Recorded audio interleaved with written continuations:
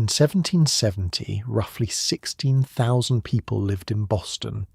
16,000 souls crammed onto a peninsula no bigger than a few modern city blocks. They woke every morning not knowing if that day would bring bread or bullets, whether the redcoat soldier standing on their corner would let them pass, whether the ship in the harbour carried goods or another regiment of men with muskets. Within 5 years, half these people would flee. Within 10, their city would spark a revolution that changed the world forever. This is what it actually felt like to live there, to wake up, to work, to survive, to watch history unfold from your own front doorstep.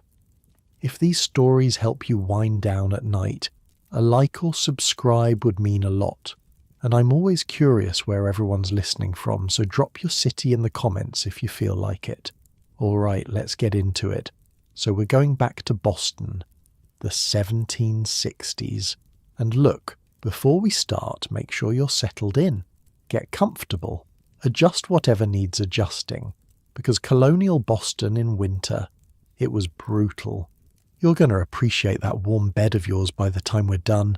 The bells of Christchurch are ringing somewhere across the rooftops, and you're already late. You're Daniel, 17 years old, a ropemaker's apprentice on Long Wharf, and right now, you're pulling on frozen boots in a boarding house room that smells like 3 unwashed teenagers and last night's chamber pot. The year is 1765. March. Your breath fogs the air in front of your face as you fumble with the laces. No time for breakfast, but that's fine. You'll grab some beer on the way. Yes, beer for breakfast. Everyone drinks beer here, even kids. The water will kill you faster than the British ever could. Dysentery, cholera, typhoid. One bad well and half your neighbourhood's dead by Tuesday. So you drink beer or cider from morning to night. Colonial Americans drink about 3 times as much as modern Americans will someday consume, and honestly, given everything else going on, it's probably the only reasonable response. 2 other apprentices share this room with you. William is still snoring in the corner, and the smell coming off him could strip paint. Nobody's bathed in weeks, months maybe. Here's a fun fact about colonial New England. People up here might wash their whole body once a year. Once, if that.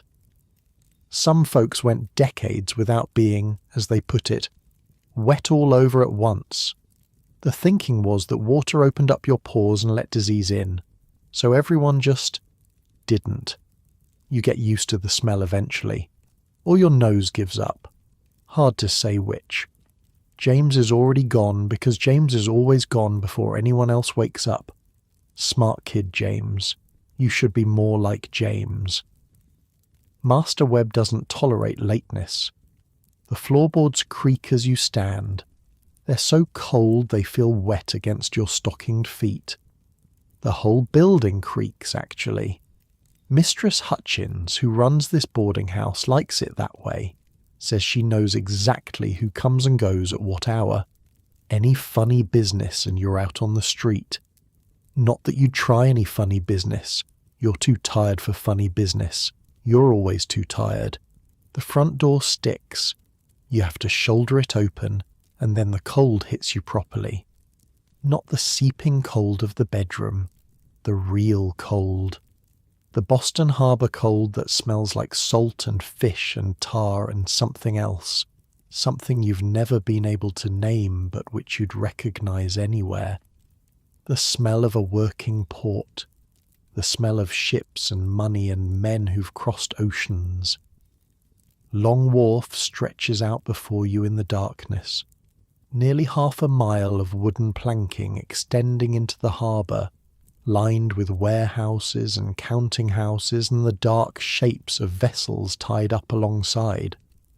At this hour, torches burn at intervals along the wharf, casting pools of orange light that make the darkness between them seem darker. Men are already moving. Sailors and dock workers and customs officials and the 1,000 other people it takes to keep a port running. And soldiers. You see them immediately. Red coats visible even in the dim light.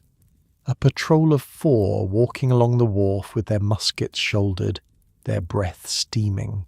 They've been here for a few months now, these redcoats, sent from England to keep order, they say, to enforce the new taxes, to remind Boston who's in charge. Nobody likes them. Nobody wanted them here. 2 years ago there weren't any soldiers in Boston at all, and life was simpler. Now they're everywhere, in the streets, in the taverns, outside the churches on Sunday. They take up lodging in people's houses because there's nowhere else for them to sleep, and the people who have to house them hate it. But you keep your head down. You're an apprentice. You have work to do. Politics is for men with time and money, and you have neither. The rope walk where you work is near the base of the wharf, a long, low building that stretches for over 1,000 feet. That's how rope is made, in case you're wondering. You take hemp fibers, and you twist them, and then you twist those twists together, and then you twist those twists together again, over and over until you have something strong enough to hold a ship at anchor in a storm.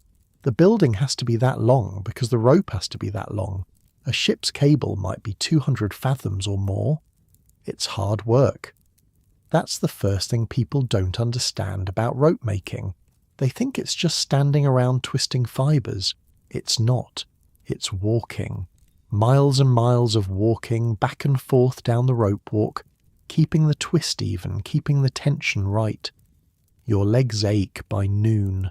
By the end of the day they feel like they might fall off, and it's dangerous too. The tar they use to waterproof the finished rope is kept hot in great cauldrons, and if you're not careful, if you brush against one of those cauldrons, you'll have burns that take months to heal.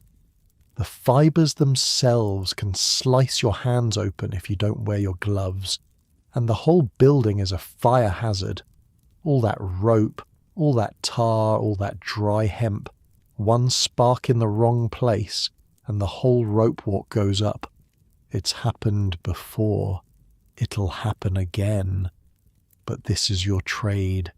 This is what you do.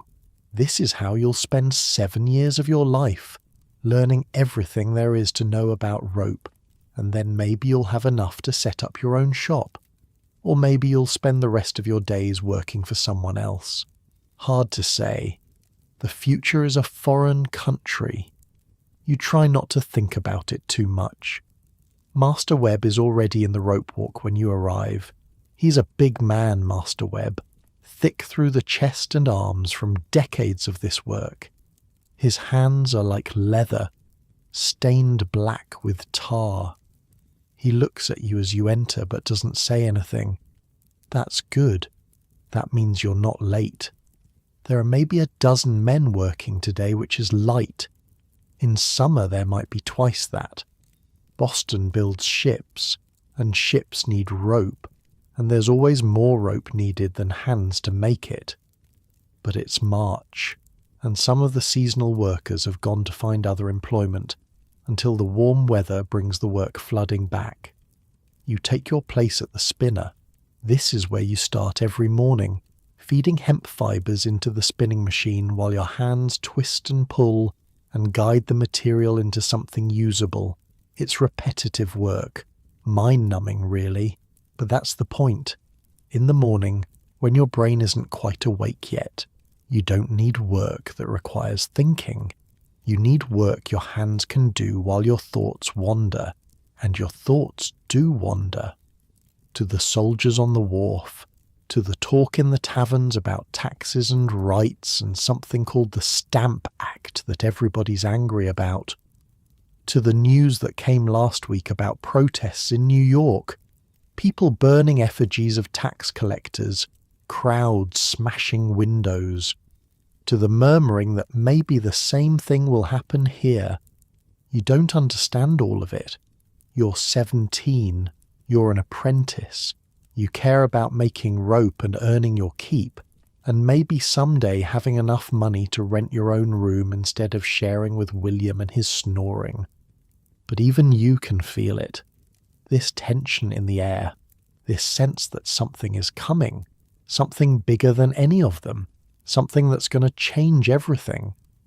The hours pass, the rope grows, your arms grow tired and then grow numb and then stop complaining altogether as your body gives up on registering the discomfort. That's the secret to manual labour you've learned. Do it long enough and you stop feeling it. Your body just accepts it as normal. Around midday, a commotion outside. Voices raised. You and the other workers drift toward the door to see what's happening. On the wharf, a crowd has gathered. Maybe 50 people. Dock workers and sailors and a few well-dressed merchants too. They're surrounding something. Someone. You push forward, curious despite yourself. It's one of the soldiers. A young one, about your age, in his red coat and white breeches, standing very still while a man twice his size shouts in his face. You can't hear all the words, but you catch enough. Something about the man's sister. Something about inappropriate advances. Something about how if this lobsterback thinks he can behave this way in Boston, he has another thing coming. The soldier says nothing, just stands there. His hands are at his sides, but you can see them trembling slightly. He's scared. You can see that too. He's a kid, just like you, and he's far from home, and 50 angry colonists are screaming at him, and his patrol mates are nowhere to be seen. For a moment, you feel something like sympathy. Then you remember the way the soldiers swagger through the streets, the way they take what they want from shops and don't always pay for it. The way one of them knocked old William Garrett to the ground last week just for walking too slowly past him. The sympathy fades, but the situation doesn't escalate. Not today. A merchant steps forward, says something calming, and slowly the crowd disperses. The soldier hurries away, looking back over his shoulder, his face pale. You go back to work. The rope keeps spinning. The hours keep passing. By evening, your hands are raw and your back aches and you smell like tar and sweat. But you're done for the day. Master Webb pays you your wages in coin, a few pennies that jingle in your pocket as you walk back toward Mistress Hutchins' boarding house. The streets are busy now, the evening crowd out to drink and gossip and forget about their own long days. You pass the Green Dragon Tavern on Union Street and hear laughter spilling out into the night. For a moment you consider going in. A mug of ale would be nice, but ale costs money, and money is something you're trying to save. So you walk on through the narrow streets of Boston's North End, past houses pressed so close together you can hear arguments through the walls, past shops with their shutters closed for the night, past the stocks near the meeting house where they put people who break the Sabbath or drink too much or talk back to their betters. You've seen men stand there all day while neighbours throw rotten vegetables at them. Seen women with their tongues clamped in iron bridles for gossiping. Saw a man get his ears nailed to the wood once for counterfeiting. Nailed.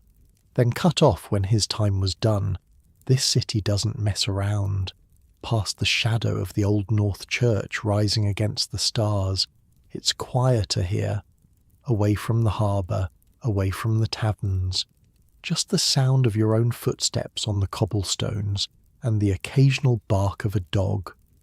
You think about the soldier again, the fear in his face. You think about the crowd, the anger that seemed to come from somewhere deep, somewhere beyond just this one incident. You think about what James said last night, about how his cousin heard that the Sons of Liberty are planning something big, something that will show the Crown that Boston won't be pushed around anymore. You don't know what any of it means.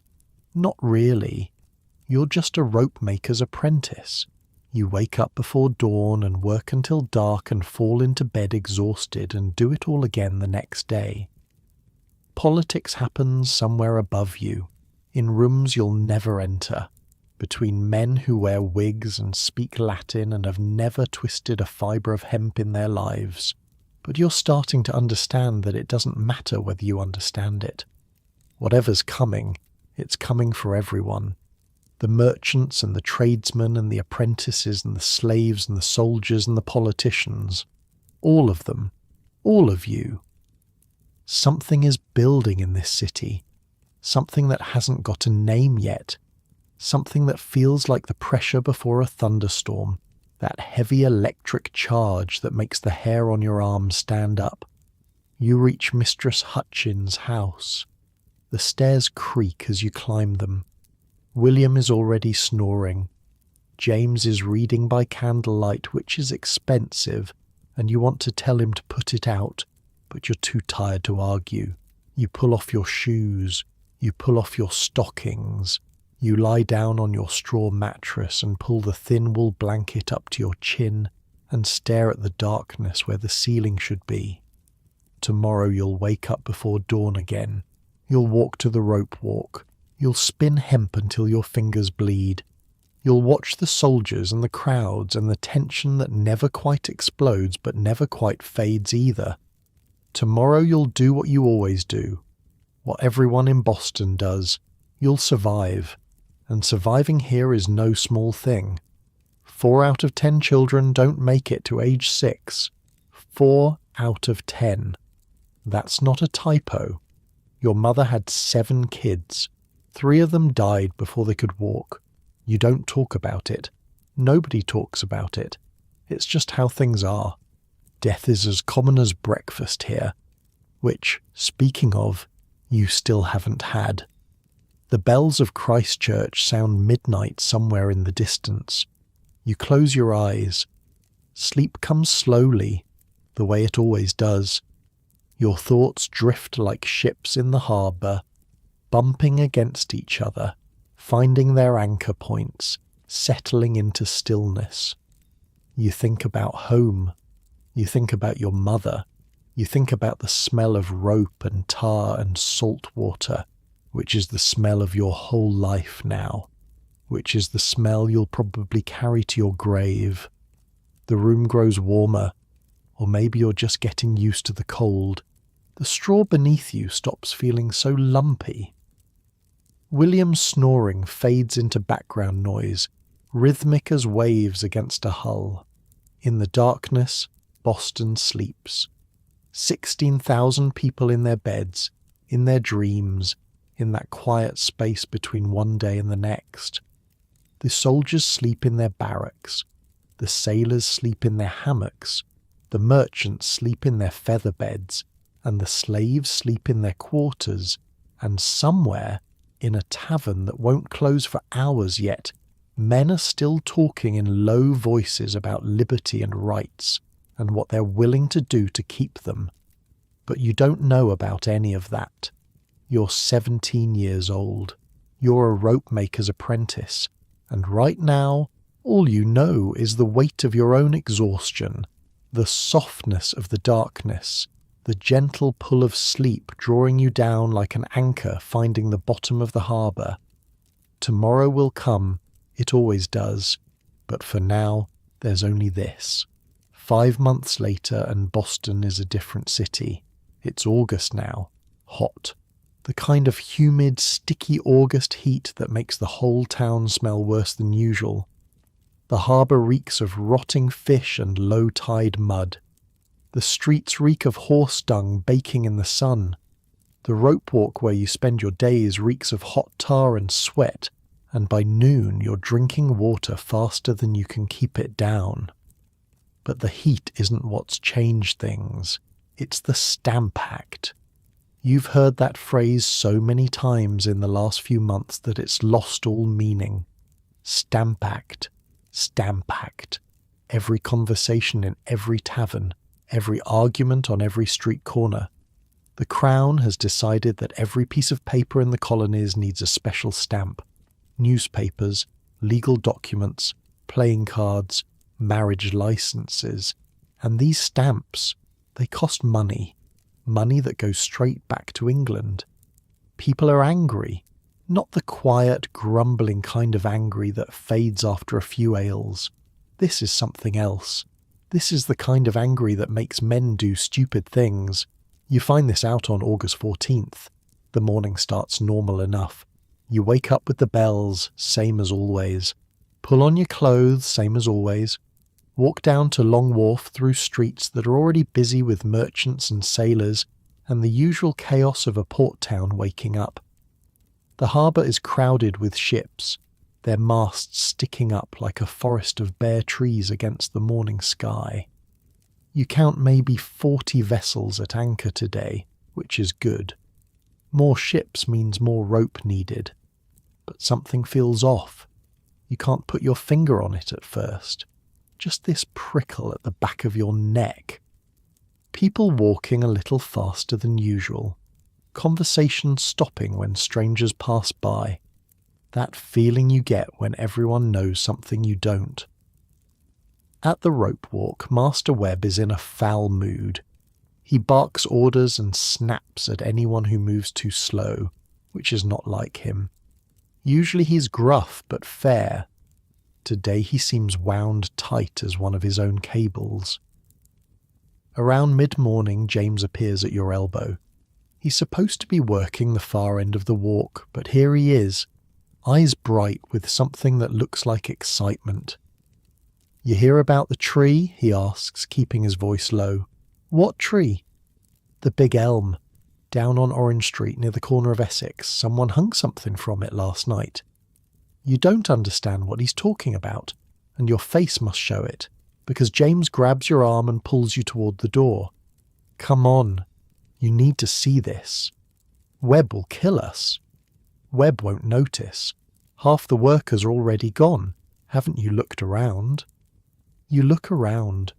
He's right. The rope walk, which should have a dozen men working, has maybe 5. The others have slipped away while you weren't paying attention. So you go. You and James, walking fast through the crowded streets, past Faneuil Hall where the market sellers are doing brisk trade, past the old State House with its lion and unicorn perched on the roof like they own the place, past shops and counting houses and a group of redcoats who watch you pass with hard eyes but don't stop you. The crowd gets thicker as you get closer to Orange Street. By the time you reach the corner of Essex, you can barely push through. Must be 200 people here, maybe more, all of them staring up at the same thing. It's an elm tree, a big one, maybe 100 years old, its branches spreading wide over the street, and hanging from one of those branches, swinging gently in the hot August breeze, is a body. Your stomach drops. You've seen dead men before. Sailors pulled from the harbour, bloated and blue, a dock worker crushed by a falling crate. But this is different. This is a hanging. This is... James is laughing. "It's not real," he says, seeing your face. "Look closer." You look closer, and you see what he means. It's not a body, it's an effigy. A stuffed dummy dressed in fine clothes, with a face painted on a sack and a sign hung around its neck. The sign reads, A.O. "Andrew Oliver," James explains. "He's supposed to be the stamp distributor, the man who's going to collect all those taxes of the crown." "They hung a dummy of him?" "Someone did. Last night. Nobody knows who." James grins. "Well, somebody knows. But nobody's talking." You stare up at the effigy. Someone's added a boot to it with the initials of another hated official. Someone else hung a sign that reads, "He that takes this down is an enemy to his country." And here's the thing, nobody takes it down. Not the sheriff, who shows up and takes one look at the crowd and quietly leaves. Not the governor's men. Not anyone.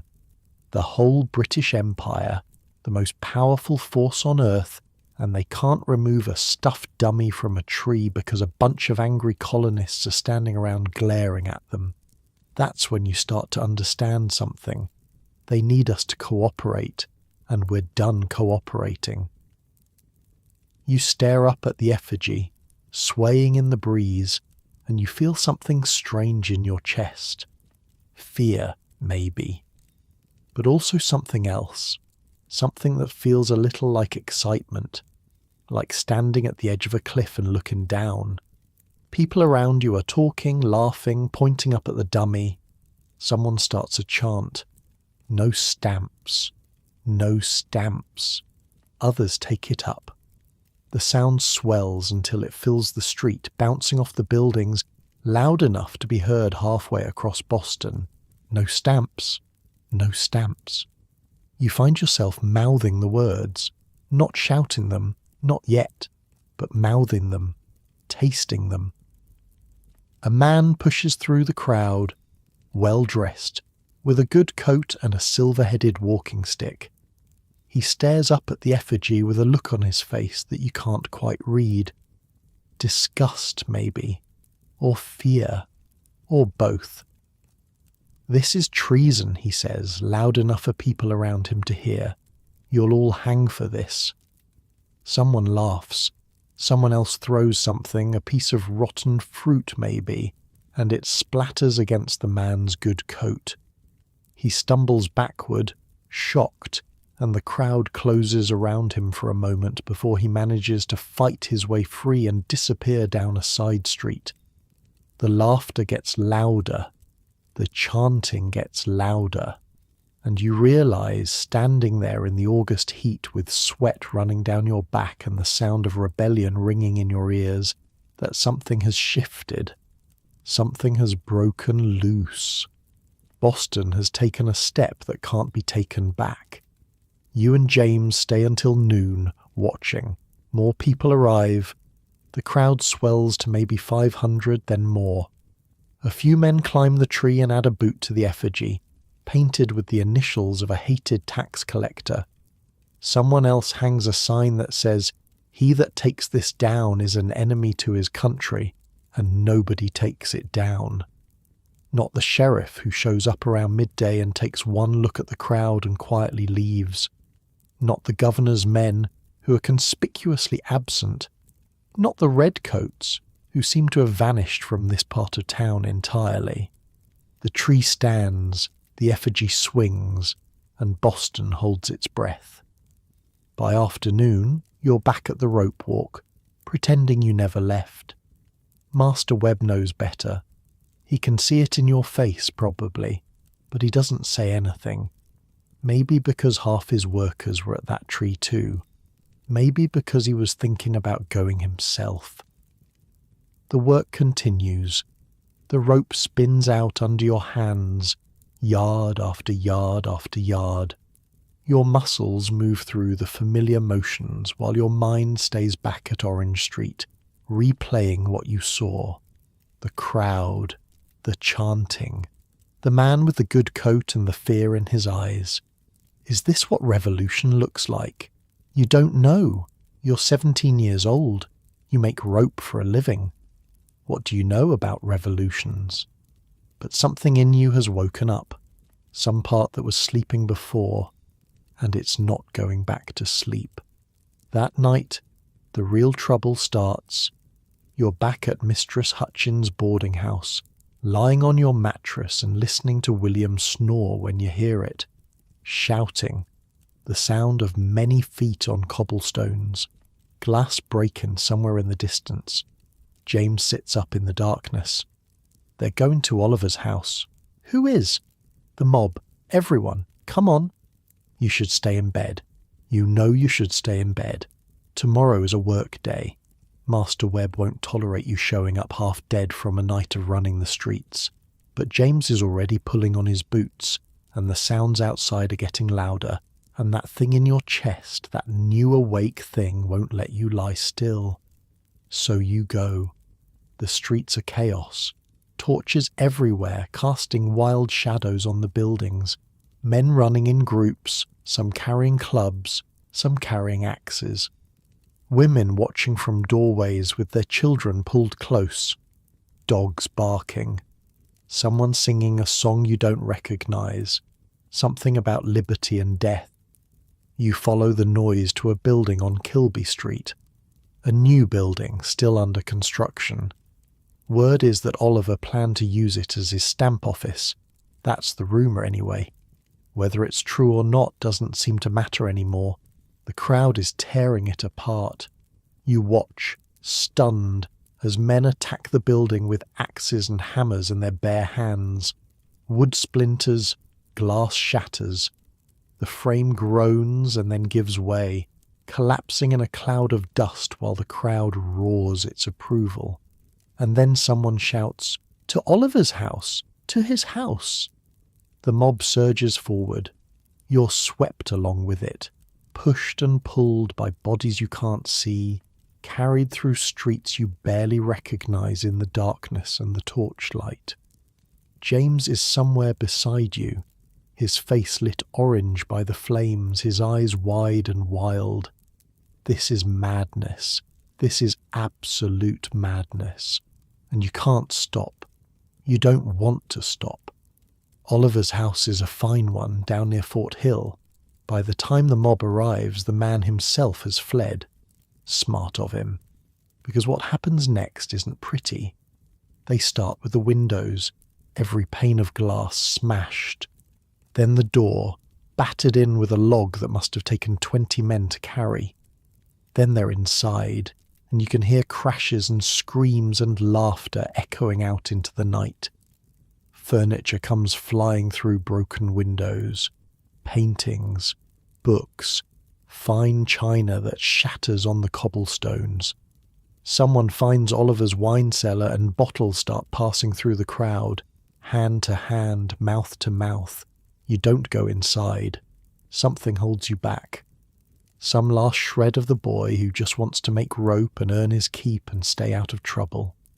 You stand in the street and watch, and feel your heart pounding like it's trying to escape your chest. A man stumbles out of the house wearing one of Oliver's wigs, doing an exaggerated bow while the crowd howls with laughter. Another man follows carrying a portrait, holds it up for everyone to see, then throws it on a fire that's been started in the middle of the street. The flames leap. The crowd cheers. Someone's found Oliver's wine cellar and is passing bottles around. A woman near you is wearing what looks like one of Mrs. Oliver's dresses, twirling in the firelight like she's at a ball. It's chaos. It's madness. It's also, you realise with a chill, extremely well organised. Nobody's looting the silverware. Nobody's taken anything valuable. They're destroying it, burning it, making a point. This isn't a robbery, it's a message. And somewhere in the city, church bells start ringing. Not for a fire, not for a funeral, for something new. Something that doesn't have a name yet. By dawn, it's over. The mob melts away as the first grey light creeps over the harbour. Men who were screaming for blood a few hours ago walk quietly home to their wives and children, their faces tired, their hands dirty. You make it back to Mistress Hutchins' place just as the bells ring for morning. No sleep. Your eyes burn. Your throat is raw from smoke and shouting. But you have to work. If you don't work, you don't eat. So you wash your face in cold water, pull on your work clothes, and walk down to the ropewalk like nothing happened. Master Webb looks at you when you arrive, looks at the soot on your face that you didn't quite get off, looks at the redness in your eyes. He opens his mouth like he's going to say something, then he closes it again, nods toward the spinner, and you get to work. The rope doesn't care about revolutions. The rope just needs to be twisted yard after yard, same as yesterday, same as tomorrow. Your hands know what to do. Your body moves through the motions, and your mind drifts back to the night before. The shouting, the fire, the portrait curling and blackening in the flames. Is this the beginning, or is this the end of something? You don't know. You're too tired to know.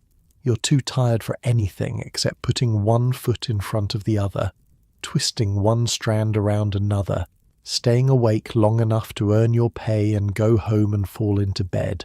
But even as you work, you can feel it. The city has changed. Something cracked open last night and it's not going to close again. Outside the ropewalk, Boston is quiet. Too quiet. The usual bustle of the harbour seems muted, hushed. People walking with their heads down, avoiding each other's eyes. Soldiers patrolling in pairs, their hands on their muskets. Everyone waiting. Everyone wondering what happens next. And you? You're just a ropemaker's apprentice. 17 years old. Hands covered in tar, back aching from work. Eyes stinging from smoke and lack of sleep. But you were there. You saw it. And something in you has changed too. You just don't know what yet. The day passes slowly. Slower than any day you can remember. Every hour feels like 3. Every yard of rope feels like a mile. By the time Master Webb dismisses you, the sun is already setting, painting the harbour in shades of red and orange that look too much like the fires from last night. You walk back to the boarding house through streets that feel different now. The same buildings, the same cobblestones, the same smell of salt and fish and tar. But everything has shifted somehow, like looking at a familiar face and suddenly seeing someone new behind the eyes. William is asleep already when you get back. James is sitting on his bed, staring at nothing, his face pale in the candlelight. They say Hutchinson's house is next, he whispers. The lieutenant governor. They say the mob is going after him tomorrow night. You don't answer. You're too tired to answer. You pull off your boots and lie down and close your eyes and try not to think about anything at all. Sleep takes you fast this time, deep and dreamless. Your body giving up the fight, surrendering to exhaustion. Tomorrow more rope. Tomorrow more work. Tomorrow maybe more chaos. But right now, there's only the darkness behind your eyes. Only the steady rhythm of William's snoring. Only the distant sound of the harbour, waves lapping against hulls, ships creaking at their moorings. Boston sleeps, or tries to sleep, waiting for whatever comes next. Andrew Oliver resigned his position as stamp distributor the day after the mob destroyed his house. Smart man. He stood on the stump of the Liberty Tree, that same elm on Orange Street, and announced to a crowd of thousands that he wanted nothing more to do with stamps or taxes or anything that might bring another visit from his neighbours in the night. The crowd cheered. Someone bought drinks for the whole street, and for a little while Boston felt like it had won something. But then November came, and the Stamp Act was supposed to go into effect, and suddenly nobody knew what would happen. Would ships refuse to sail without stamped papers? Would the courts close? Would business grind to a halt? Turns out, Boston had an answer for that too. They just ignored the whole thing. Ships sailed anyway. Courts stayed open. Newspapers printed without stamps. And the Crown, 3,000 miles away across an ocean, couldn't do a thing about it. You learned all this in pieces over weeks and months, conversations at the ropewalk, gossip at the market, and eventually at the Green Dragon. The first time you actually walked through those doors was in late October, a few weeks after your 18th birthday. James dragged you in. He'd been spending more time there lately, coming back to the boarding house late at night smelling like tobacco and rum, with a look on his face like he knew secrets he couldn't share. You need to meet some people, he said. That's all he'd tell you. The tavern was on Union Street, a wooden building with a sign hanging over the door.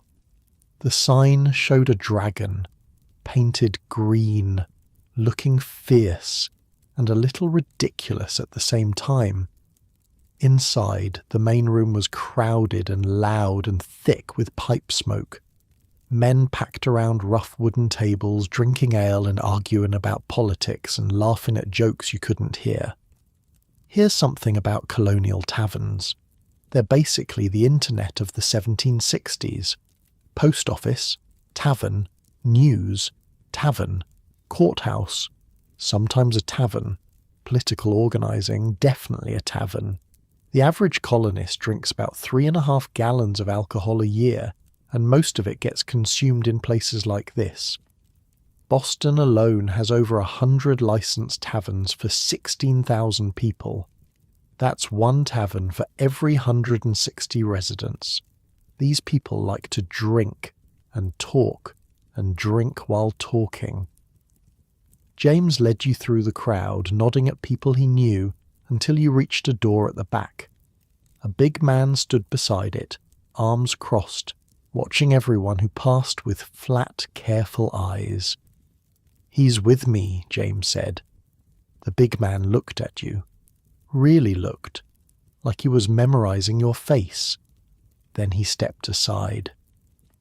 Behind the door was a staircase leading down. You followed James into a basement room that was smaller than the one upstairs, but somehow more intense. Maybe 24 men sat around tables or stood in small clusters, talking in low voices. Candles flickered on the walls. The air smelled like beer and sweat and something else, something sharp. Danger, maybe. Or just the smell of men planning things they shouldn't be planning. "Welcome to the Dragon's Den," James said with a grin. You recognised some faces. A silversmith from the North End who'd done some work for Master Webb. A printer whose shop you'd walked past 100 times. A doctor still wearing his good coat, and mixed in with them. Ordinary working men. Rope makers like you. Coopers and blacksmiths and dock workers. All of them here, in this basement, doing something that felt important even if you didn't understand what yet. A man approached you, older, maybe 40, with a face that looked like it had seen trouble and come out the other side. He had ink stains on his fingers. "James says you were at Oliver's house that night." It wasn't a question. "I was in the street," you said. "I didn't go inside." "But you were there." "Yes." He studied you for a long moment. Then he stuck out his hand. "Name's Eades. Benjamin Eades. I print the Gazette." You shook his hand. His grip was firm, his palm rough with calluses. "The Gazette's been writing about the Stamp Act," you said. Stupid thing to say. Everyone knew the Gazette had been writing about the Stamp Act. But Eades just smiled. "We've been writing about a lot of things, and we're going to keep writing. The question is, are men like you going to keep reading, keep showing up, keep making sure the Crown knows we won't be pushed around?" You didn't know how to answer that. A month ago you were just a rope maker. Now you were standing in a basement with men who were talking about pushing back against the most powerful empire in the world.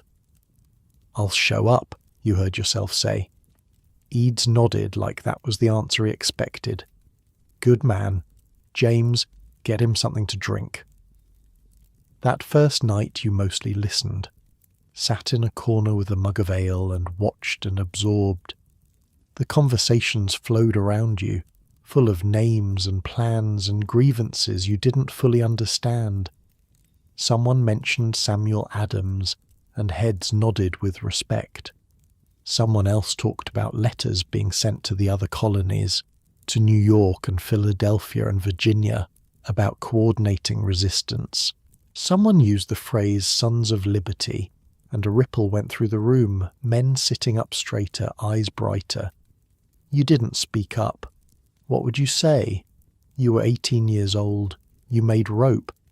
These men were printers and merchants and doctors, men with education and money and connections. What did you have to offer? But James caught your eye across the room and gave you a small nod, and somehow that was enough. You belonged here. You didn't know why yet, but you belonged. The months that followed were strange ones. On the surface, nothing changed. You still woke up before dawn, still walked to the rope walk, still twisted hemp until your arms ached. Master Webb still barked orders. William still snored. The harbour still stank of fish and tar. But underneath, everything was different. 2 or 3 nights a week, you'd slip out of the boarding house after dark and make your way to the Green Dragon. Sometimes the basement was crowded, sometimes just a handful of men. You learned to recognize faces, to remember names.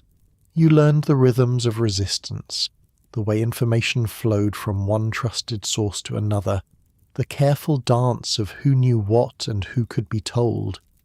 You learned that the Sons of Liberty weren't just one group. They were everywhere, in every colony. Farmers and lawyers and shopkeepers and sailors, all of them angry about the same things, all of them pushing back against a government that treated them like children to be managed rather than citizens to be respected. And you learned that you weren't useless after all. Rope makers heard things. Sailors talked on the docks, unguarded, assuming nobody was listening. Information about troop movements, about ships arriving from England, about what the customs officials were planning. You had ears and you had access and you had a reason to be places where interesting conversations happened. So you started listening, really listening, and reporting back what you heard. It wasn't much, a snippet here, a rumour there. But Edie's took every piece of information seriously, writing it down in a little leather book he kept in his coat pocket. You never know what's going to matter, he told you once. The thing that seems like nothing today might be the key to everything tomorrow. Winter came hard that year. Snow piled up in the streets, and the harbour froze solid enough to walk on. Work at the rope walk slowed to a crawl. Ships couldn't sail, which meant ships didn't need rope, which meant you spent long days with nothing to do but stay warm and wait.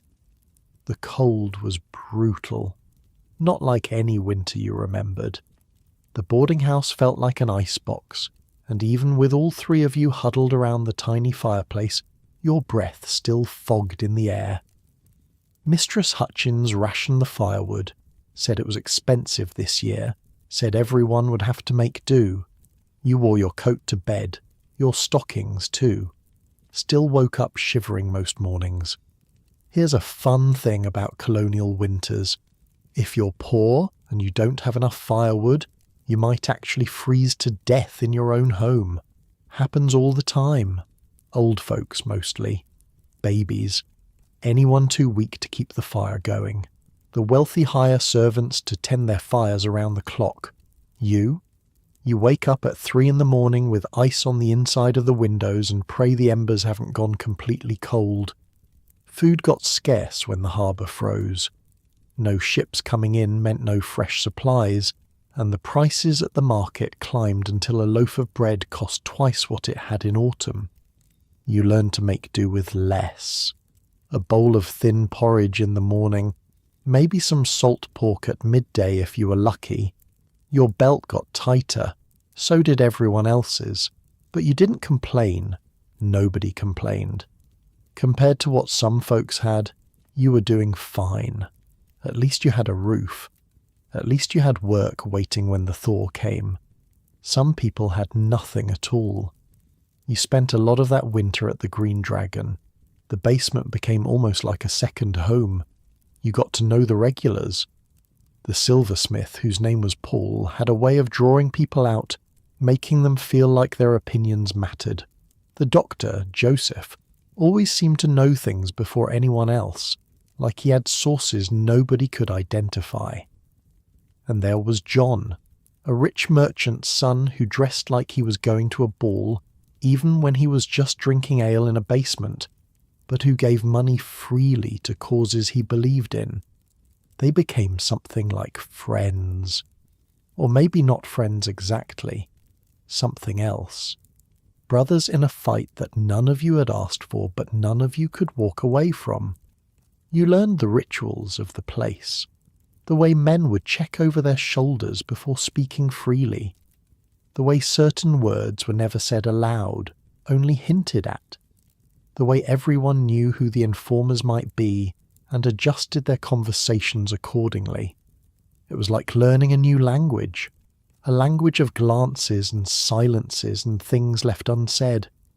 The tavern upstairs was one world, loud, public, full of sailors and merchants conducting ordinary business. The basement was another, quieter, more careful, a place where men could speak their minds without worrying who might be listening. You learned to move between those worlds. Upstairs for a drink and a laugh after work, downstairs when the real conversations happened. It became second nature after a while, like having two lives that only you knew about. One night in late February, word came through that changed everything. You were in the basement when a man burst through the door, breathless, snow melting in his hair. He'd just come from the docks, he said. A ship had arrived from England with news. The Stamp Act had been repealed. For a moment nobody moved. Then someone let out a whoop, and the room exploded. Men hugging each other, pounding backs, shouting so loud it must have been heard in the street above. Someone produced a bottle of good rum, and it made the rounds, everyone taking a drink, toasting to victory. You found yourself laughing, though you weren't sure why. Your eyes were wet. So were other men's eyes, though nobody mentioned it. "We did it," James said, grabbing your shoulders. "We actually did it." Had you done it? You weren't sure. You'd made rope and listened at the docks and sat in a basement drinking ale while other men made plans. But maybe that was enough. Maybe that was what resistance looked like. Not just the big gestures, the mobs and the riots and the effigies swinging from trees, but the small things too. The showing up, the refusing to go along quietly, the being part of something bigger than yourself. The celebration went on until dawn. By the time you stumbled back to the boarding house, the sun was coming up over the harbour, painting the snow pink and gold. Your head throbbed, your legs felt like they might give out. But you were smiling. It was over. The Stamp Act was dead. Boston had won. Except it wasn't over. Not really. You learned that soon enough. The repeal came with strings attached. Parliament passed something called the Declaratory Act, which basically said that even though they were backing down on stamps, they still had the right to tax the colonies whenever they wanted. They were just choosing not to, for now. And the soldiers were still there. That was the thing that got harder to ignore as the months passed and the snow melted and spring turned the harbour from ice to mud. The redcoats hadn't left. If anything, there were more of them, patrolling the streets, watching the docks, standing outside the Green Dragon some nights like they knew exactly what was happening inside. The tension that had exploded in August didn't go away. It just went underground, simmering, waiting. You felt it every day at the ropewalk. The workers talked in lower voices now, glanced over their shoulders before saying anything that might be considered dangerous. A man named Patrick got into an argument with a soldier over a card game and ended up with a broken nose. A shop owner on King Street had his windows smashed after someone accused him of being a loyalist. Boston was a city holding its breath, everyone waiting for the next thing to happen, nobody knowing what that thing would be. At the Green Dragon, the conversations grew more serious, less celebration, more planning. What would they do if Parliament passed another tax? What would they do if more soldiers came? What would they do if the Crown decided to make an example of someone? You sat in those meetings and listened and felt something heavy settling in your chest. This wasn't going to end with the Stamp Act. This was just the beginning. And wherever it went, you were part of it now, for better or worse. One night, walking back to the boarding house through streets still damp from a spring rain, you passed the Liberty Tree. It looked different now, quieter. The crowds had moved on, but someone had carved words into the trunk. You stopped to read them in the faint light of a nearby window. Sons of Liberty. 3 words, carved deep into the bark. A mark that would stay there for years, maybe decades, long after the men who carved it were gone. You stood there for a long time looking at those words, thinking about Oliver and his ruined house, about Edie's and his leather notebook, about James and his bright eyes, about all the things that had happened since that March morning when you were just a rope maker's apprentice who didn't know anything about politics or rebellion or what it meant to be part of something bigger than yourself. The city slept around you. 16,000 people, dreaming their separate dreams, not knowing what was coming, not knowing that in a few years these streets would run with blood. But you knew, or at least you suspected, standing there in the rain, looking at words carved into a tree. You understood that this wasn't over. It was just beginning. 2 years passed. Quiet years, mostly. The kind of years that make you think maybe things are settling down, maybe the worst is over, maybe you can go back to just being a rope maker without all the rest of it. You should have known better. By 1767, you're 20 years old, not a boy anymore. Your shoulders have filled out from years of pulling and twisting at the walk. Your hands are scarred and calloused, permanently stained with tar. Master Webb has started giving you more responsibility, letting you supervise the younger apprentices, trusting you with the finer work that requires experience. You're good at this job. Turns out you're good at most things if you do them long enough. James finished his apprenticeship last spring. He's working at a different rope walk now, down near Griffin's Wharf, earning journeyman wages. You still see him at the Green Dragon most weeks, still share a drink and catch up on news, but it's different now. He's got a girl he's courting, a cooper's daughter named Sarah who blushes every time his name comes up. He's thinking about the future, marriage, children, a shop of his own someday. You think about those things too sometimes. Late at night, lying on your mattress, listening to the new apprentice snore in the corner. William's gone too, shipped out on a merchant vessel bound for the West Indies.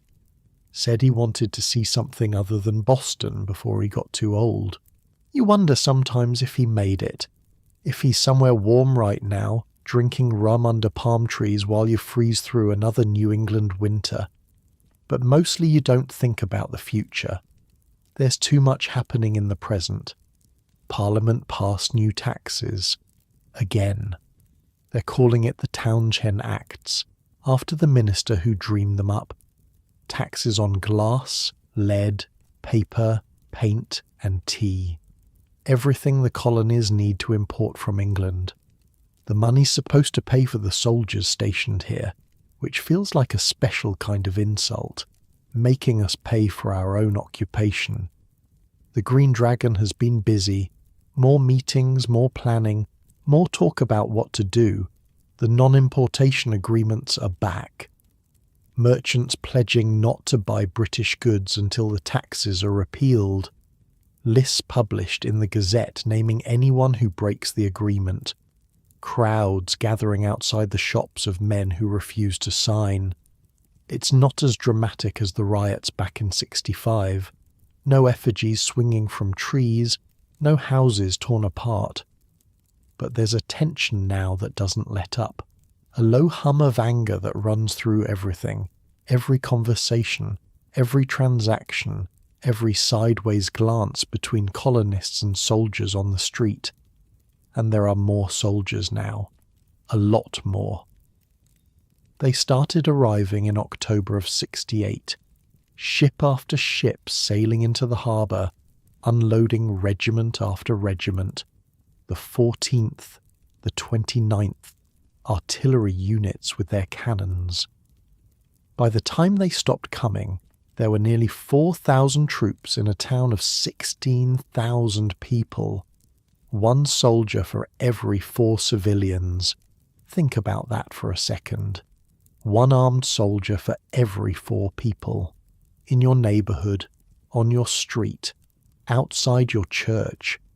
Imagine going to get groceries and passing a guy with a musket every 30 feet. That's Boston now. They set up camp on Boston Common. Tents first, then wooden barracks when it became clear they weren't leaving anytime soon. The Common, which used to be where children played and cattle grazed and people took walks on pleasant evenings, turned into a military camp.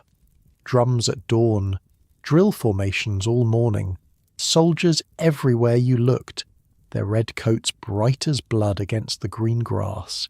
And here's the part that really gets people angry. The soldiers are bored. There's nothing for them to do. They're young men, far from home, with no wars to fight and no enemies to kill. So they drink, they fight, they harass women, they steal from shops and claim they forgot to pay. They're paid almost nothing by the Crown, so they look for side jobs, undercutting local workers. They're miserable, we're miserable, and everyone's just waiting for something to explode. You walked past it one morning on your way to work.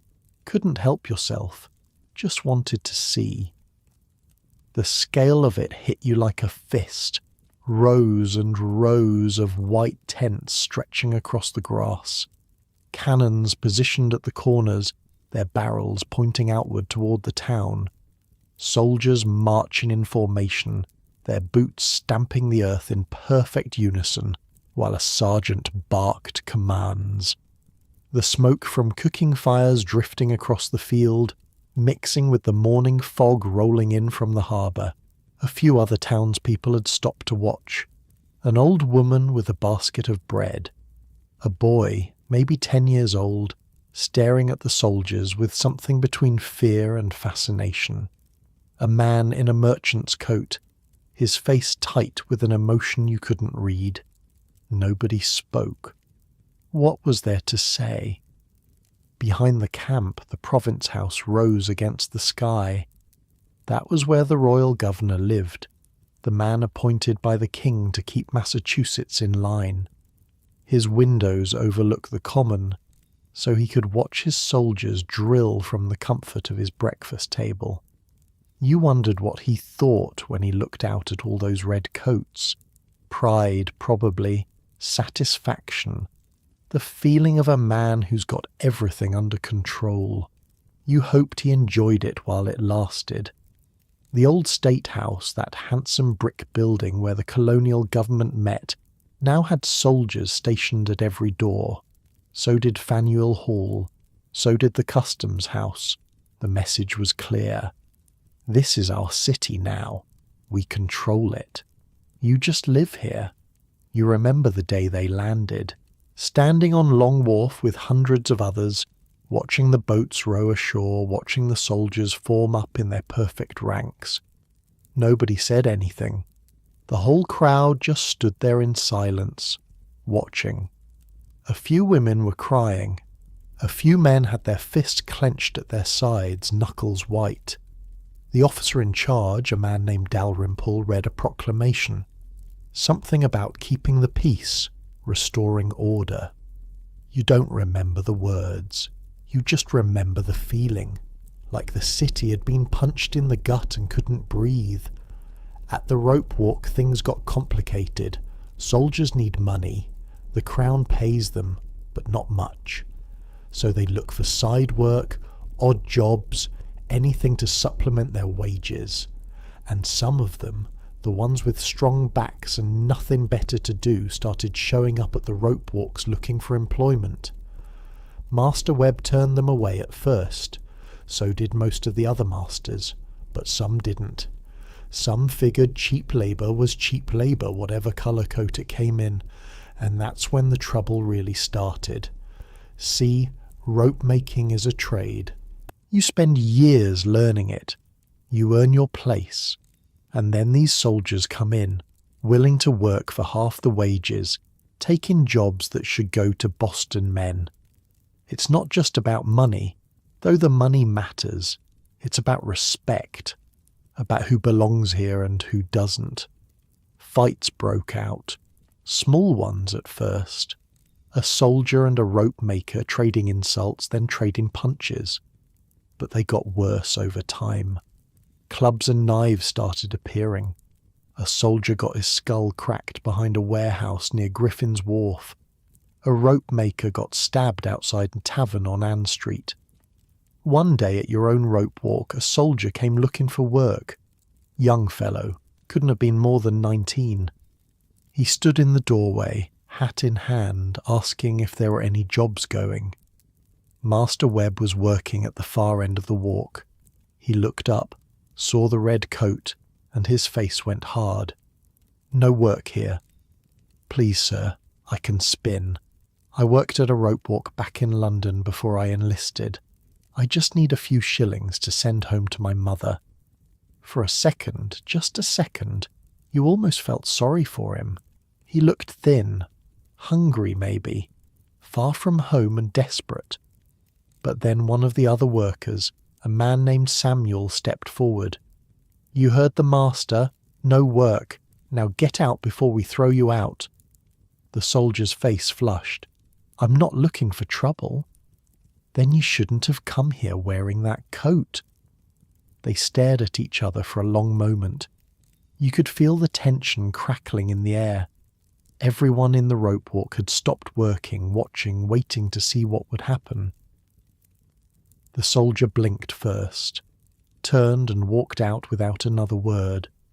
But as he passed you, standing near the door, he muttered something under his breath. You couldn't hear all of it, but you caught enough. "Get what's coming to you.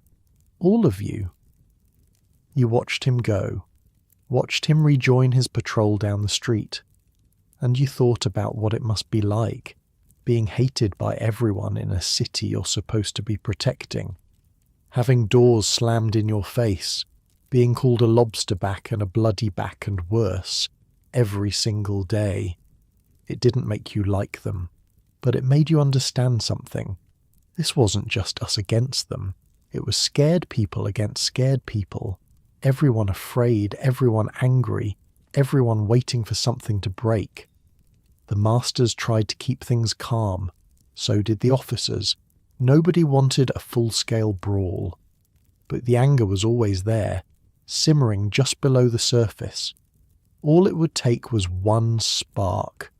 You tried to stay out of it, kept your head down, did your work, went to the Green Dragon at night and then home to bed.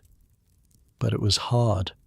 The soldiers were everywhere, in the streets, in the taverns, outside the churches. You couldn't go a day without some kind of confrontation. One afternoon in late summer, you were walking back from the market when a group of soldiers blocked your path. 4 of them, young, maybe your age or younger. They'd been drinking. You could smell it on them from 10 feet away. Rum and sweat and that particular stink of men who haven't bathed in months. Which, to be fair, describes most of Boston. But on them it seems worse somehow. "Where you going, rope man?" You didn't answer. Just tried to step around them. One of them grabbed your arm. "I asked you a question." "Home. I'm going home." "Home?" He said it like it was funny. "You hear that, boys? The rebels going home." The others laughed. The one holding your arm squeezed tighter. He had a pockmarked face and yellow teeth and breath that could knock a horse unconscious. His uniform was dirty. The red faded to something like rust. Up close, These aren't the fearsome soldiers of the British Empire. They're kids. Hungry, underpaid kids with muskets, which somehow makes the whole thing worse. "We know about you lot," he said, "meeting in your tavern basements, plotting against the king. You think we don't know?" Your heart was pounding, but you kept your face steady. "I don't know what you're talking about." "Sure you don't." He shoved you backward, hard enough that you stumbled into the wall behind you. Your head cracked against the brick. Stars burst across your vision. When you could see again, the pockmarked soldier was right in your face. "Just remember something, Rope Man. We're not going anywhere. This is our city now. Best get used to it." They walked away laughing. You stood there for a long moment, your back against the wall, your hands shaking with rage you couldn't do anything about. Blood trickled down the back of your neck where your head had hit the bricks. A woman passing by gave you a sympathetic look but didn't stop. Nobody stopped. Stopping meant getting involved. Getting involved meant trouble. You touched the back of your head. Your fingers came away red. Not a lot of blood, but enough. That night at the Green Dragon, you told Eads what happened. He listened without interrupting, his face grim. "It's going to get worse before it gets better," he said when you finished. "They want us to strike first, give them an excuse to crack down even harder. So what do? We wait, we watch, we keep our heads." He put a hand on your shoulder. "And we don't give them what they want." It was good advice. You tried to follow it. But every day it got harder. The winter of '68 was one of the coldest you could remember. The harbour froze solid again, ice stretching all the way out to the islands. The soldiers in their tents on the common suffered badly. You heard stories of men freezing to death in their sleep, of frostbite so bad they had to amputate fingers and toes. Part of you felt something like satisfaction at that. Part of you felt ashamed for feeling it. They were just men after all. Young men, far from home, doing what they were told. Not so different from you, really. But then you'd remember the soldier's hand on your arm, the sneer in his voice, and the sympathy would fade. By spring, the situation had settled into an ugly routine. Soldiers on one side, townspeople on the other, both watching, both waiting. Small confrontations every day. Insults traded, punches thrown. Nothing quite bad enough to spark a war, but nothing good either. The Green Dragon stayed busy. More men attending the meetings now. Not just the original group, but new faces. Dock workers and tradesmen, and even a few merchants who'd kept their distance before. The occupation had pushed people together, forged alliances that hadn't existed before. You saw Paul the silversmith almost every night. He'd taken on a leadership role, organising messengers, keeping track of troop movements, making sure information flowed to the people who needed it. He had a gift for that kind of work. Steady hands, steady nerves, the kind of man you'd trust with your life. Joseph the doctor was busy too. He'd been tending to men injured in brawls with soldiers, and each new patient seemed to harden his resolve. "This can't go on," he said one night, his voice tight with anger. "Something has to give." Something would give. You knew it. Everyone knew it. The pressure had been building for too long. Sooner or later the dam would break. You just didn't know when, or how, or who would be standing in the path when the flood came. The days lengthened into summer. The common stayed full of soldiers. The ropewalk stayed busy with orders. You twisted hemp and pulled cables and tried not to think about the winter ahead, or the winter after that, or all the winters to come with redcoats on every corner and guns pointed at your neighbours. At night, You'd lie on your mattress and listen to the city outside your window. Dogs barking, someone singing badly in a tavern down the street, the distant drums from the common, keeping time to a rhythm that had nothing to do with Boston, nothing to do with you. But it did have something to do with you. Everything did now. You'd chosen a side, or maybe the side had chosen you. Either way, there was no going back. Somewhere out there, in the darkness, the future was taking shape. You couldn't see it yet, but you could feel it, coming closer, getting clearer. All you had to do was wait. By 1770, you'd stopped counting the days. Time moved differently under occupation. The seasons changed. The work continued. Ships came and went from the harbour. But underneath all of it, everything felt suspended, like the whole city was holding its breath, waiting for something that never quite arrived. You're 22 now, 5 years since you first walked through the doors of the Green Dragon, 5 years of meetings and whispers and careful conversations, 5 years of watching the tension build and build without ever breaking. Master Webb retired in the autumn. His hands had gotten too stiff for the work, he said. Too many winters, too much rope. He sold the business to his nephew, a man named Gray, who ran a bigger operation down near the harbour. You went with the sale, transferred like a piece of equipment, which is pretty much what an employee was in those days. Gray's rope walk was larger than Webb's. More workers, more orders, more of everything. The building stretched along the waterfront, a long wooden structure that creaked in the wind and smelled permanently of tar and hemp. You knew some of the men from before, recognized faces from the Green Dragon, from the crowds at the Liberty Tree. Good men mostly, hard workers, the kind of men who kept their heads down and did their jobs but wouldn't back down if pushed. And they were being pushed. Every day it seemed like. The soldiers had gotten bolder over the winter, or maybe just more desperate. Their pay was late again, the way it always seemed to be late, and hungry men do stupid things.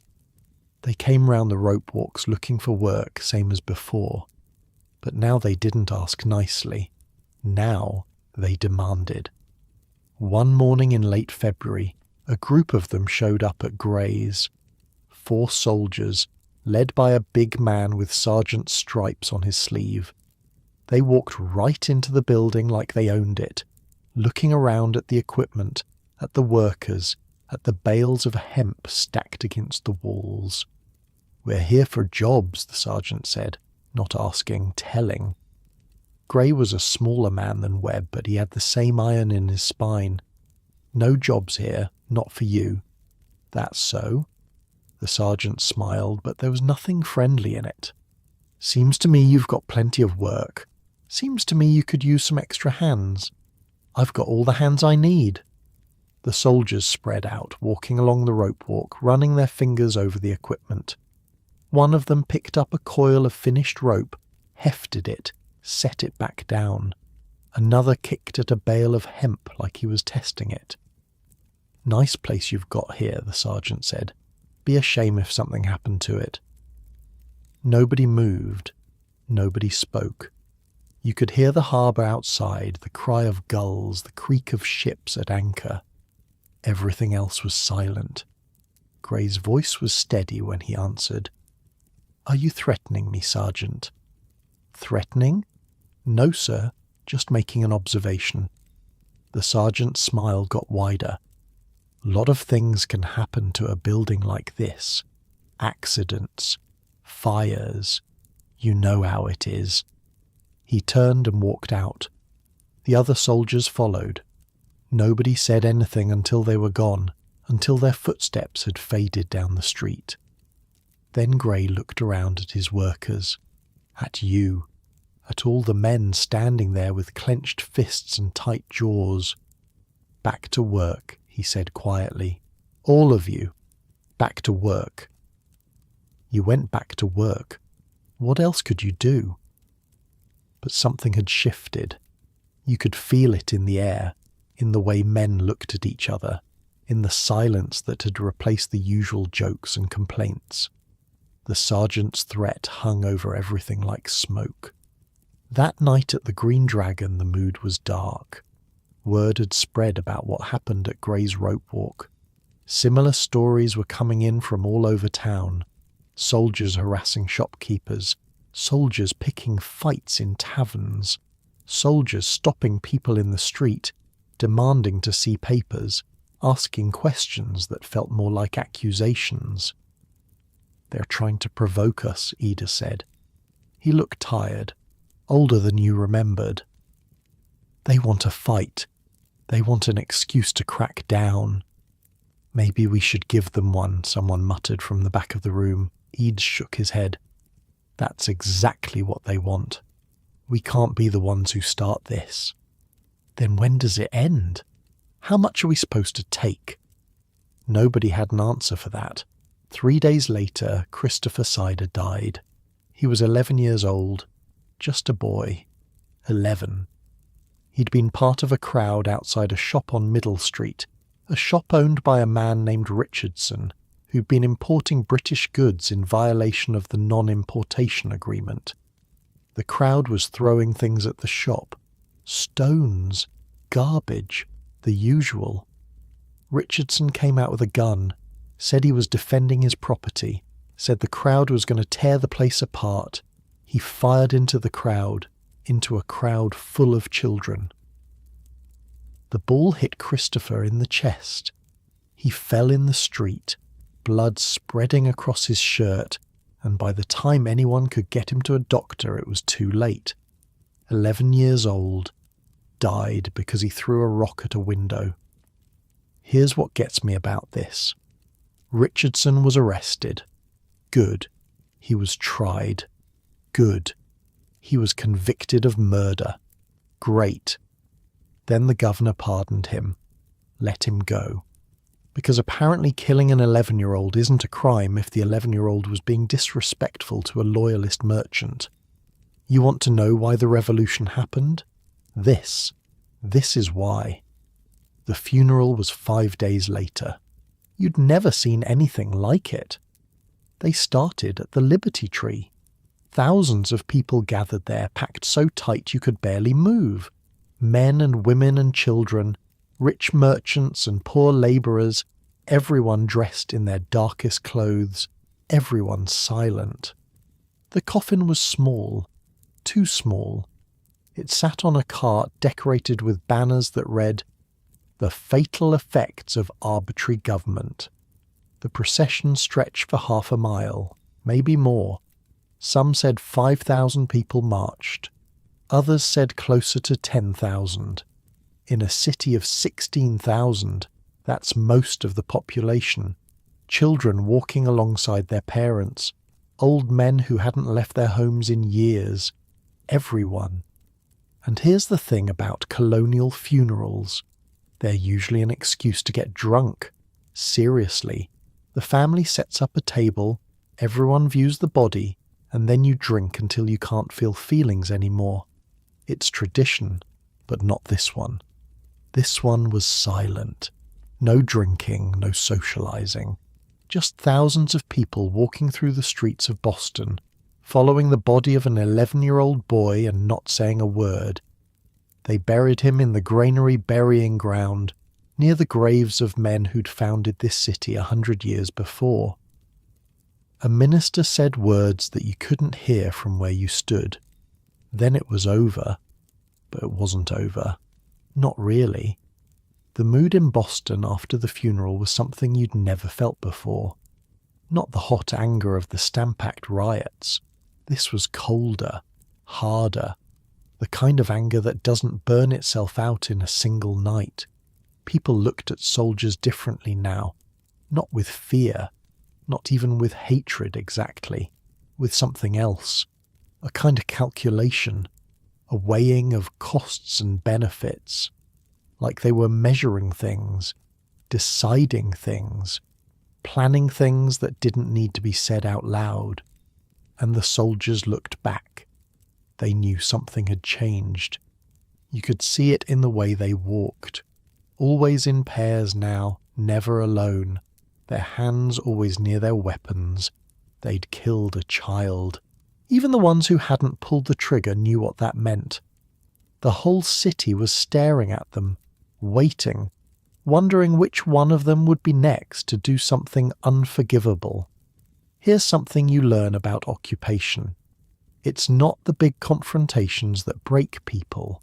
It's the small ones, the daily humiliations, the soldier who shoves you off the sidewalk because he can, the officer who stops you to check your papers when you're just trying to get home, the patrol that decides to search your pockets for no reason except that they're bored and you're there, day after day after day, until you can't remember what it felt like to walk through your own city without being afraid. The first week of March came in cold and grey. Snow on the ground, ice in the harbour, a bitter wind that cut through your coat like it wasn't there.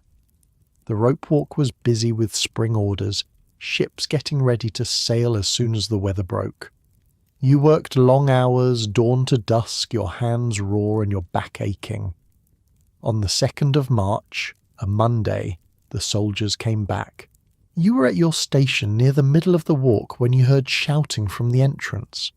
A soldier had come in looking for work again, and one of the workers, a man named Samuel Gray, had told him where he could go, but not politely. Samuel told him to go clean the outhouse. The soldier swung at him. Samuel swung back. Within minutes, the whole ropewalk had emptied into the street. Workers poured out of the building, grabbing whatever they could find. Clubs, rope ends, tools. The soldiers called for reinforcements, and soon there were dozens of them, red coats everywhere, the whole street turning into a brawl. Here's the thing about a street fight with soldiers. They have training, they have weapons, they have each other's backs. What you have is numbers and anger, and a lifetime of resentment that's been building since the first redcoat stepped off a boat in your harbour. Sometimes that's enough, sometimes it's not. You don't remember much of what happened next, just fragments. A soldier's face twisted with rage coming at you, the crack of a club against someone's skull, shouting and screaming and the taste of blood in your mouth, though you weren't sure if it was yours or someone else's. The smell of sweat and fear and something else, something that smelled like the start of a war. It lasted maybe 20 minutes. Then the officers arrived and broke it up, dragging soldiers back to their barracks, ordering the townspeople to disperse. You stood in the street, breathing hard, your knuckles split and bleeding, watching the redcoats retreat. "This isn't over," someone said beside you. A rope maker, his face bruised, his eyes bright with something dangerous. Not by a long shot. He was right. Over the next 2 days there were more fights, smaller ones scattered across the town, soldiers and civilians clashing wherever they met. The officers tried to keep their men confined to barracks, but some of them slipped out anyway, looking for revenge. And the townspeople were looking too. Groups of young men roaming the streets after dark, carrying clubs, daring any soldier they saw to start something. It was like the whole city had caught fire, a slow burn that nobody could put out. Wednesday night, the 4th of March, you went to the Green Dragon. The basement was packed. More men than you'd ever seen there, crammed into every corner, talking in urgent whispers. The air was thick with tobacco smoke and tension. "Something's going to happen," James said. He'd come in from Griffin's Wharf, still wearing his work clothes, his face grim. "Tomorrow, the 5th, I can feel it." "What do you mean?" "I don't know, He shook his head. "It's like a storm coming. You can smell it in the air." You knew what he meant. You'd felt it too. That pressure behind your eyes, that tightness in your chest. The whole city felt like a rope pulled too tight, fibers straining, ready to snap. 3 days of fighting, 3 days of soldiers and workers beating each other bloody in the streets. 3 days of threats and counter-threats and promises of revenge. Something had to give. Eid stood up at the front of the room. The crowd went quiet. "I know what you're all thinking," he said. "I know what you're feeling. Believe me, I feel it too. But I'm asking you, all of you, to keep your heads. Don't give them what they want. Don't be the ones to start this." "And if they start it," someone called out. Edie's was quiet for a moment. When he spoke again, his voice was barely above a whisper. "Then God help us all." Someone in the back laughed. But it wasn't a funny laugh. It was the laugh of a man who's made his peace with something. The laugh of a man who knows what's coming and has decided he's ready for it. You walked home through streets that felt different, quieter, tenser.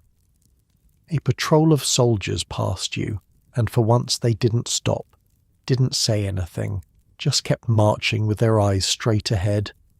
They felt it too. Everyone felt it. At the boarding house, you lay on your mattress and stared at the ceiling. Sleep wouldn't come. Your mind kept running through the events of the past week. The funeral, the fight, the look on that soldier's face when he came at you with his fists raised. Tomorrow, the 5th of March, something was going to happen. You didn't know what. You didn't know where. But you knew it was coming, as sure as you knew the sun would rise. Outside your window, Boston waited. 16,000 people, lying in their beds, dreaming their separate dreams. Soldiers in their barracks, gripping their muskets, wondering what the morning would bring. The night was cold. The city was quiet. But not for long. The 5th of March started like any other day.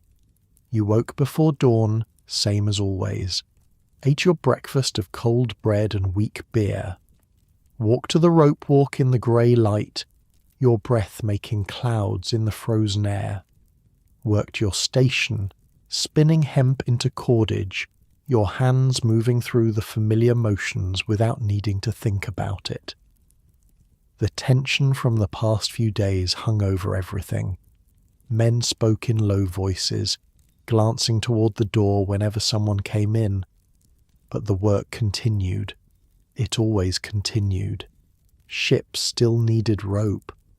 The world didn't stop just because Boston was ready to explode. Samuel Gray was working a few stations down from you. You'd gotten to know him better over the past year, ever since you'd transferred to this rope walk. He was older than you by a decade, a family man with a wife and 2 children waiting for him at home. Good worker, quick with a joke.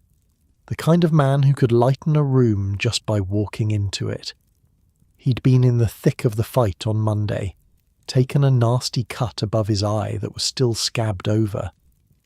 When you'd asked him about it, he'd just shrugged. "Should see the other fellow," he'd said, and grinned. That was Samuel, always ready with a smile even when things were falling apart. The afternoon passed slowly. The light through the windows turned from grey to gold to grey again as the sun moved across the sky. By the time the work bell rang at dusk, your shoulders were aching and your fingers were numb from the cold that crept in through every crack in the walls. You walked home through streets that felt too quiet. Most people had gone inside already, doors shut tight against the cold and whatever else might be coming. A few soldiers passed you, moving in tight formation, their faces hard. You kept your eyes down and kept walking.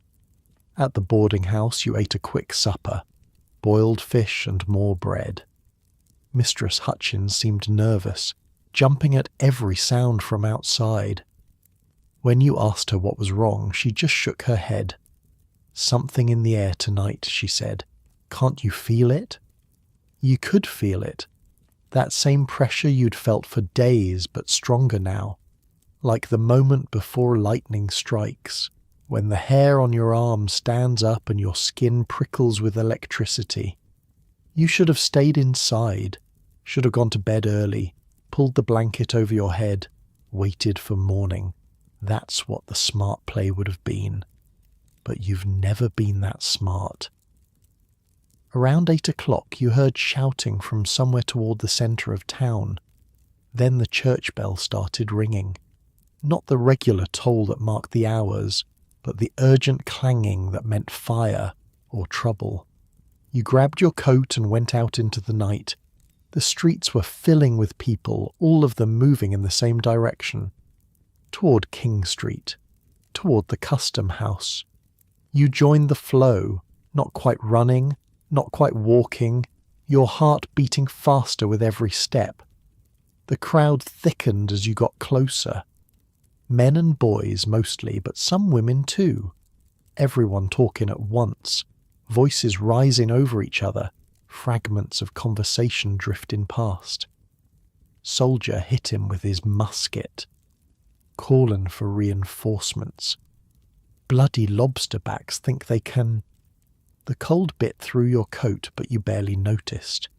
Your blood was up now, the same heat you'd felt during the fight on Monday, the same anger that had been simmering for years. The snow crunched under your boots as you pushed forward, elbowing past men you didn't recognize, stepping over chunks of ice that had already been thrown. The smell hit you before you could see anything clearly. Torch smoke and unwashed bodies and something else. Something sharp like metal. Fear, maybe. Or excitement. Hard to tell the difference when they're mixed together like that. You pushed through the crowd until you could see what was happening. The Custom House sat at the corner of King Street, a solid brick building that housed the tax collectors and their records. A lone sentry had been posted outside it all winter, standing guard in a little wooden box near the door. Tonight that sentry was surrounded. A crowd of maybe 50 people had gathered around him. Boys were throwing snowballs and chunks of ice. Men were shouting insults. The sentry, a young private with a face white as the snow around him, had his musket raised, the bayonet fixed and gleaming in the torchlight. "Go ahead and fire," someone yelled. "I dare you!" The sentry didn't fire. He just stood there, his back against the wall, his eyes wild with fear. You pushed closer, trying to see better. That's when you spotted Samuel Gray, near the front of the crowd. He saw you too and waved you over. "Hell of a thing," he said when you reached him. "Started about an hour ago. Some wig-maker's boy got into it with an officer over money. That sentry there, Private White, he cracked the boy over the head with his musket. Now look at this mess." The crowd was getting bigger. More people arriving every minute, drawn by the bells, by the shouting, by the same electricity in the air that had pulled you out of your bed. 100 people now, maybe more. Then someone yelled that soldiers were coming. They marched down King Street in formation. 7 of them plus an officer, their boots crunching on the packed snow, their bayonets fixed. The crowd parted to let them through, then closed in behind them. The officer was a captain named Preston. You'd seen him before, around town, a middle-aged man with a lined face and tired eyes. He led his men to the Custom House and formed them up in a semicircle around Private White, facing the crowd. 8 soldiers now, 8 muskets, and a crowd that had swelled to 300, maybe 400, pressing in from all sides. The air smelled like smoke and sweat and something else. Fear, maybe, or hatred. Hard to tell the difference when they're mixed together like that. Torches flickered everywhere. casting wild shadows that made everything look like a nightmare. Someone threw a snowball. It hit one of the soldiers in the face, knocking his hat off. The crowd laughed. More snowballs followed. Chunks of ice, oyster shells, anything people could find on the ground. Someone threw a club. Someone else threw what looked like a frozen cat. The soldiers just stood there, taking it, their faces slick with sweat despite the cold. "Fire, you cowards!" the cry went up from somewhere in the crowd. "Fire if you dare!" And here's the thing about muskets. They're terrifying even when they're not being fired. Each one of those Brown Bess muskets weighs about 10 pounds. The bayonet attached to the front is 17 inches of steel. The ball it fires is nearly 3/4 of an inch across, big enough to take off a limb. 8 of them pointed at you from 10 feet away. And the men holding them are scared. You can see it in their eyes. Scared men with guns. Nothing more dangerous in the world. The soldiers stood their ground, muskets raised, their faces slick with sweat despite the cold. Captain Preston was shouting something, trying to be heard over the noise, but nobody was listening. You were maybe 20 feet from the line of soldiers, close enough to see the whites of their eyes, close enough to see how their hands shook on their weapons. Samuel was closer, right up front, shouting with the rest of them. "Sam," you called out. "Sam, get back." He didn't hear you, or maybe he did and didn't care. He was caught up in it now, same as everyone else. The rage of the past months, the past years, all of it boiling over at once. Someone threw a club. It hit one of the soldiers and knocked him down. He scrambled back to his feet, his face twisted with fury. What happened next took maybe 10 seconds. It felt like an hour. The soldier who'd been knocked down raised his musket and fired. The crack of the shot cut through the noise of the crowd like a knife. For a moment everything stopped, everyone frozen, staring, not quite believing what had just happened. Then more shots, one after another, the soldiers firing into the crowd, smoke and flame erupting from their muskets, the sound so loud it hurt your ears. People were screaming now, running, falling. You saw a man go down not 10 feet from where you stood, his chest torn open, blood spraying across the snow. You saw another man stumble backward, clutching his arm, his face a mask of shock. And you saw Samuel Gray. He was still standing when the first shot hit him, still standing when the second one did. Then his legs buckled and he went down slow, like he was kneeling to pray. He fell face first into the snow and didn't move. "Sam!" You tried to run to him. Someone grabbed your arm, pulled you back. The crowd was surging now, people pushing in every direction, and you couldn't get through, couldn't reach him, could only watch as the snow around his body turned red. The firing stopped. The smoke cleared. Captain Preston was screaming at his men, shoving their muskets down, his face twisted with horror at what had just happened. In the street, 5 bodies lay still. 5 men who'd been alive 30 seconds ago. Around them, others writhed and moaned, clutching wounds, crying for help.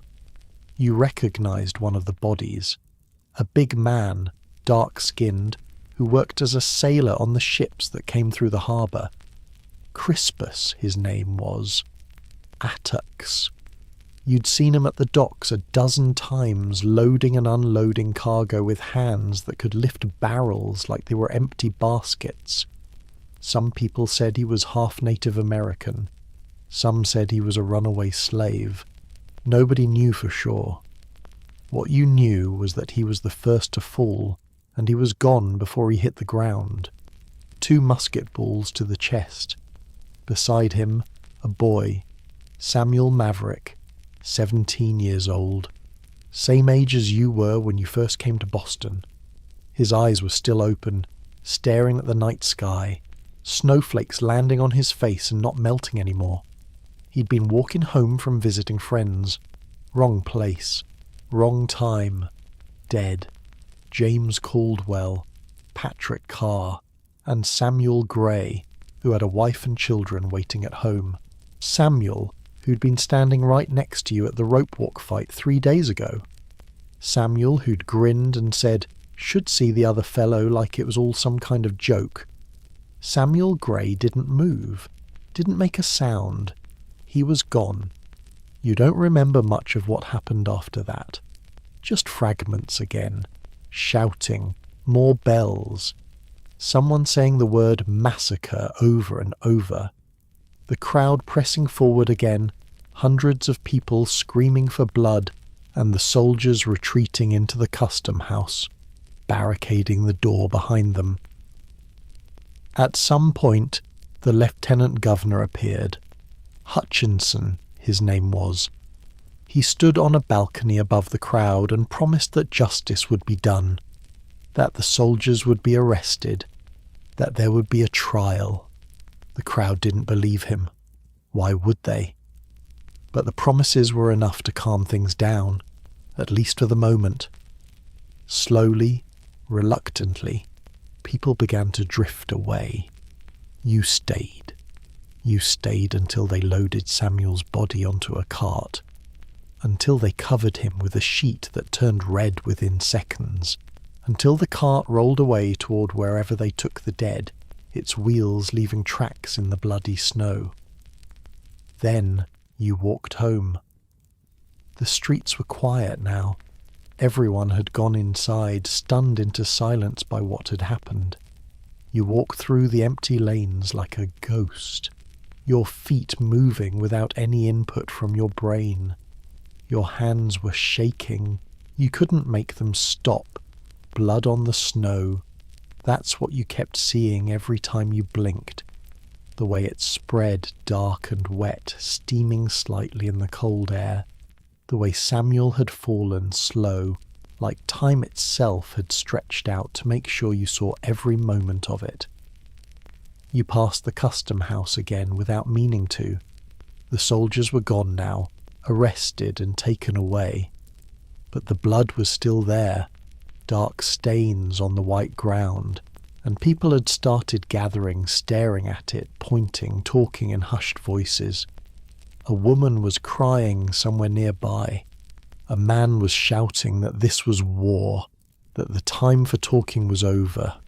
Someone else was praying, the words drifting through the cold air like smoke.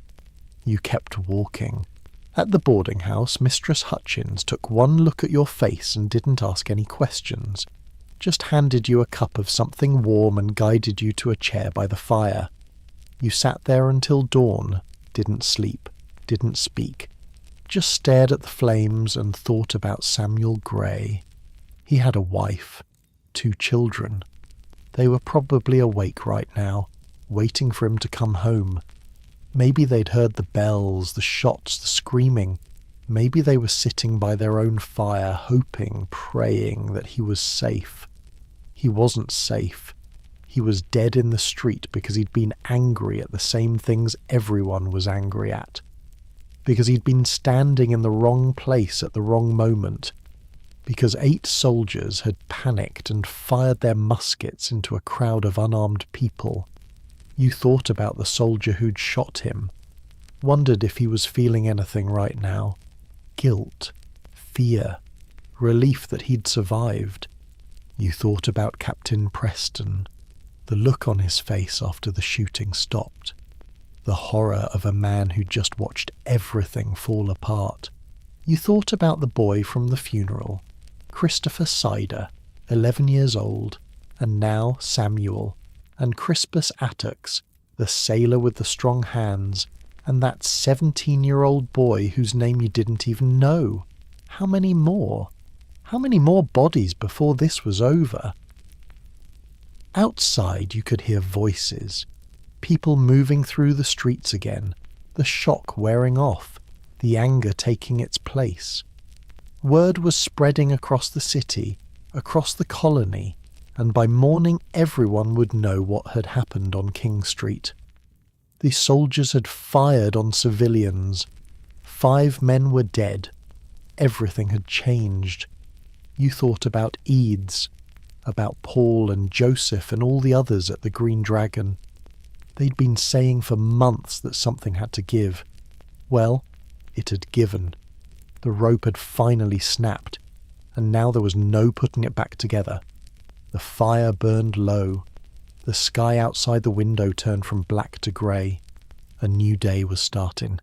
The 6th of March, 1770. The first day of whatever came next.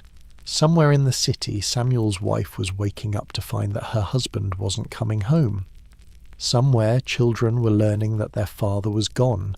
And somewhere, 8 soldiers were sitting in jail cells, waiting to find out if they'd hang for what they'd done. You closed your eyes, just for a moment, and in the darkness behind your lids you could still see it. The flash of muskets, the blood on the snow, Samuel falling, slow, like he was kneeling to pray. The boy's eyes still open, staring at nothing. Some things you never stop seeing. Some nights never really end. They buried them 3 days later, all 5 of them, together. Samuel Gray, Crispus Attucks, James Caldwell, Samuel Maverick, Patrick Carr. 5 men who'd been alive on Monday night, dead by Tuesday morning, lowered into the frozen ground on Thursday afternoon while half of Boston watched. The funeral made Christopher Cedar's procession look small. 10,000 people, some said, maybe more. The whole city turned out, and people from the surrounding towns too, farmers and merchants and tradesmen who'd heard what happened and wanted to bear witness. 4 of the coffins left from different houses across the city. Samuel's came from his home near the ropewalk, carried by men you'd worked beside for years. Crispus Attucks and James Caldwell shared a hearse that started from Faneuil Hall. They met at the Liberty Tree, all 4 hearses converging at once, and from there the procession moved as one toward the granary burying ground. You walked near the front, close enough to see the coffins swaying with each step the bearers took, close enough to hear Samuel's widow crying somewhere behind you, a sound that cut through the silence like a knife. The streets were lined 6 deep on both sides, people in windows, people on rooftops. Everywhere you looked, faces watching, hats removed, heads bowed. The bells of every church in Boston were ringing, that same slow toll you'd heard at Cider's funeral, but louder now, fuller, like the whole city was mourning at once. They buried them in a single grave, all 5 together side by side the way they'd fallen in the street. A minister spoke words that the wind carried away before they reached you. Then it was over, but it wasn't over. In the weeks that followed, something strange happened. The anger that had been building for years, that had finally exploded on King Street, didn't fade. It spread. It grew. It took on a life of its own. Paul was at the centre of it. The silversmith you'd met at the Green Dragon, the one with the steady hands and the quick mind. Turns out he was an engraver too, and a few weeks after the funeral he produced something that changed everything. You saw it for the first time at Eads's print shop. A copper plate engraving showing the massacre as Paul imagined it. British soldiers lined up in neat rows, firing in unison into a helpless crowd. Captain Preston standing behind them with his sword raised, ordering the volley. The custom house in the background relabelled Butcher's Hall. Bodies falling, blood pooling, smoke rising from the muskets. Here's the thing about this engraving. Paul didn't actually see the massacre. He wasn't there. He based it partly on another engraver's work, a guy named Henry Pelham, who was furious when he found out, called Paul a thief. But Paul got his version printed first, and that's the one everyone remembers. The colours were garish. Bright red coats on the soldiers, bright red blood on the cobblestones, a blue sky overhead that made the whole scene look almost cheerful, which somehow made it worse, like a children's picture book about murder. And here's another thing. In the engraving, the soldiers are white. In reality, one of them was black, a guy named Andrew. But Paul made him white in the picture because propaganda doesn't do nuance. And Crispus Attucks, the first to fall, the man of African and native descent, he's barely visible in the image at all. It wasn't accurate. You'd been there. You knew it hadn't happened like that, all orderly and deliberate. It had been chaos, confusion, scared men on both sides making terrible decisions in a matter of seconds. The soldiers hadn't been lined up neatly. Captain Preston hadn't raised his sword like some kind of conductor. The crowd hadn't been innocent bystanders standing peacefully in the street. But accuracy wasn't the point. The point was the feeling, the outrage, the image of British tyranny made visible, something people could look at and understand without needing to read a word. "It's propaganda," you said to Edie's the first time you saw it. He shrugged. "It's the truth. Just simplified. That's not what happened. It's what people need to believe happened." He looked at you with those tired eyes. "You think the king tells the truth about us? You think Parliament debates the facts before they pass their taxes? This is a war, Daniel, and in war the story matters as much as the sword. Edie's printed hundreds of copies, then thousands. They spread across the colonies like fire through dry grass. Boston, New York, Philadelphia, Charleston. Everywhere people looked at that engraving and saw what the British were capable of, what they'd done, what they might do again. You kept a copy for yourself, pinned it to the wall above your bed in the boarding house. Some nights you'd lie there staring at it, trying to match the neat lines of the engraving to the messy reality of what you'd witnessed. They never quite fit together. But maybe that didn't matter. Maybe what mattered was that people were paying attention now. The whole world was watching Boston. The trials came in the fall. Captain Preston went first, in October, then the soldiers, in November and December. The whole city was holding its breath, waiting to see what would happen. Would they hang? Would there be justice for the 5 men in the granary? The defence lawyer surprised everyone. John Adams, one of the loudest voices against British tyranny, a man who'd been at the Green Dragon, who'd argued for resistance, who'd helped organise the non-importation agreements. And now he was standing in court, defending the soldiers who'd killed 5 of his countrymen. People were furious, called him a traitor, a turncoat, worse things you won't repeat. Someone threw a rock through his window. His law practice suffered. Friends stopped speaking to him. But here's the thing about John Adams. He was playing a long game. He knew that if these soldiers didn't get a fair trial, the Crown would use it as proof that the colonies were lawless, that we couldn't govern ourselves, that we needed British control. So he defended them. He gave them the best defence he could, and in doing so, he proved that even in the middle of a revolution, Boston still believed in justice. Also, let's be honest, the prosecution's case was kind of a mess. Witnesses contradicted each other. Some of them were clearly drunk that night and couldn't remember what happened. One guy claimed he saw everything clearly from a block away, in the dark, through a crowd of 400 people. Adams picked those testimonies apart like a man filleting a fish. But Adams didn't back down. said everyone deserved a fair trial, even redcoats, said the law had to mean something or none of this was worth fighting for.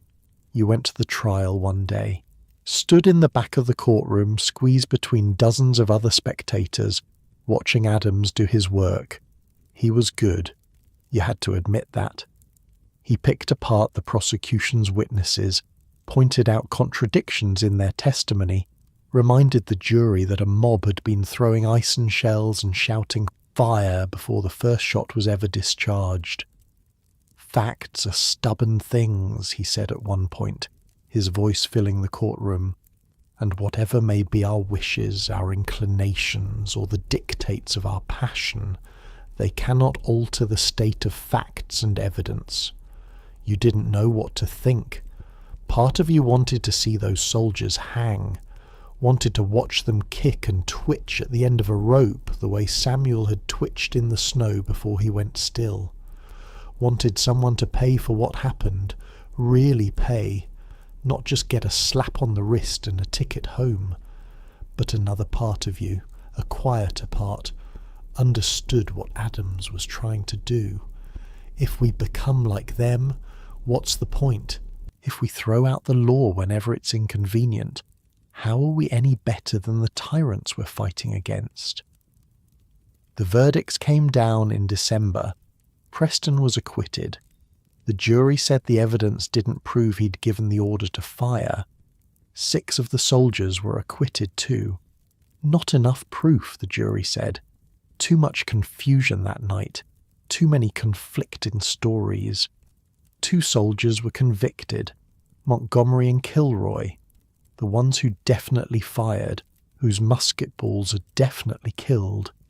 But not murder, manslaughter, a lesser charge. Instead of hanging, they were branded on the thumb, a hot iron pressed into their flesh, marking them forever as killers. Then they were released. That was it.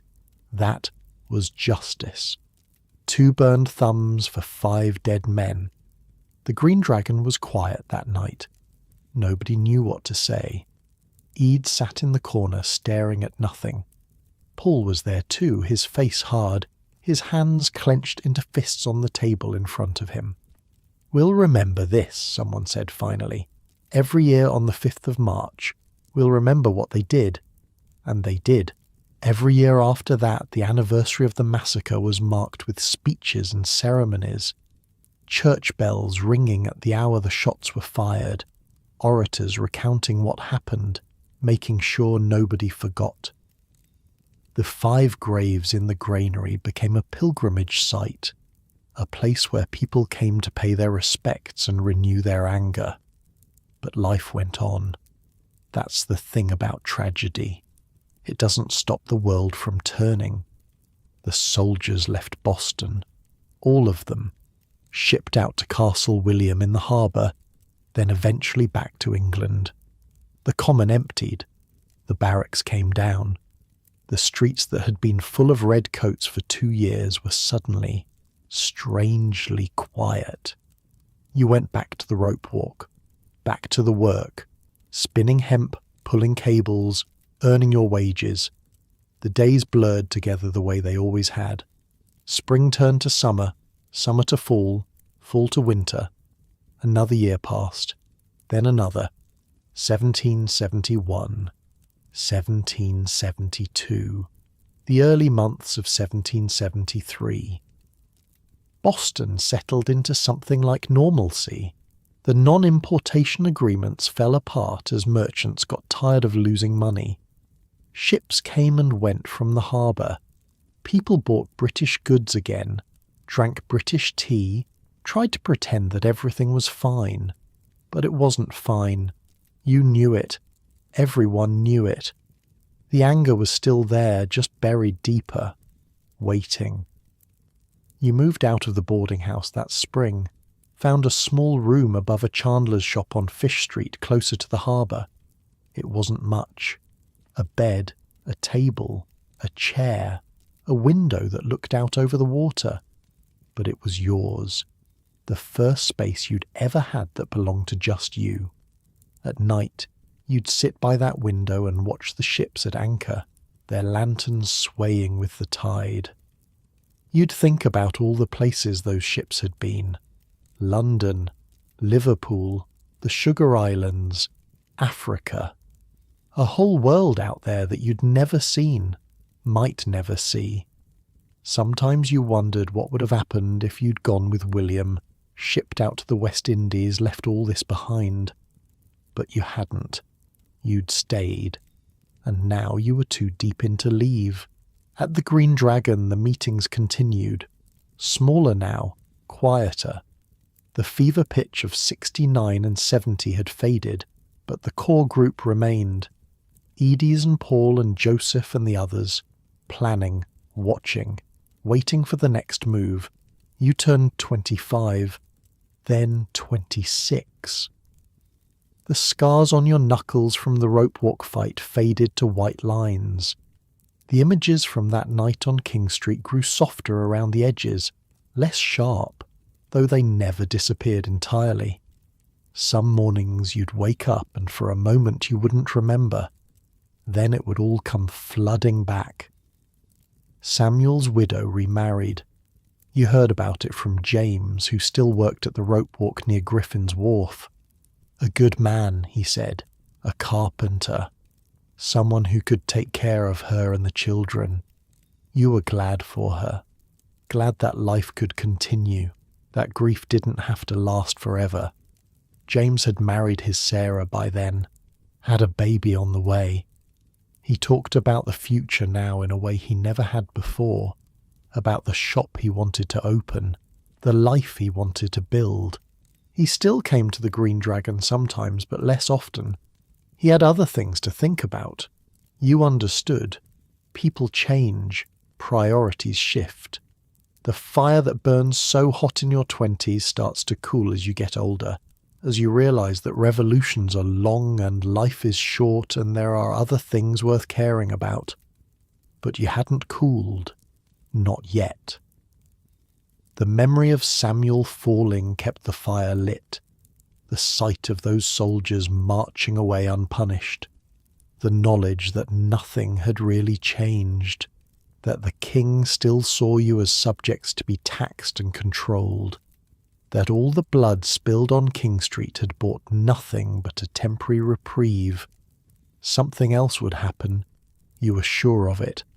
Parliament would push again, and Boston would push back, and the whole cycle would start over.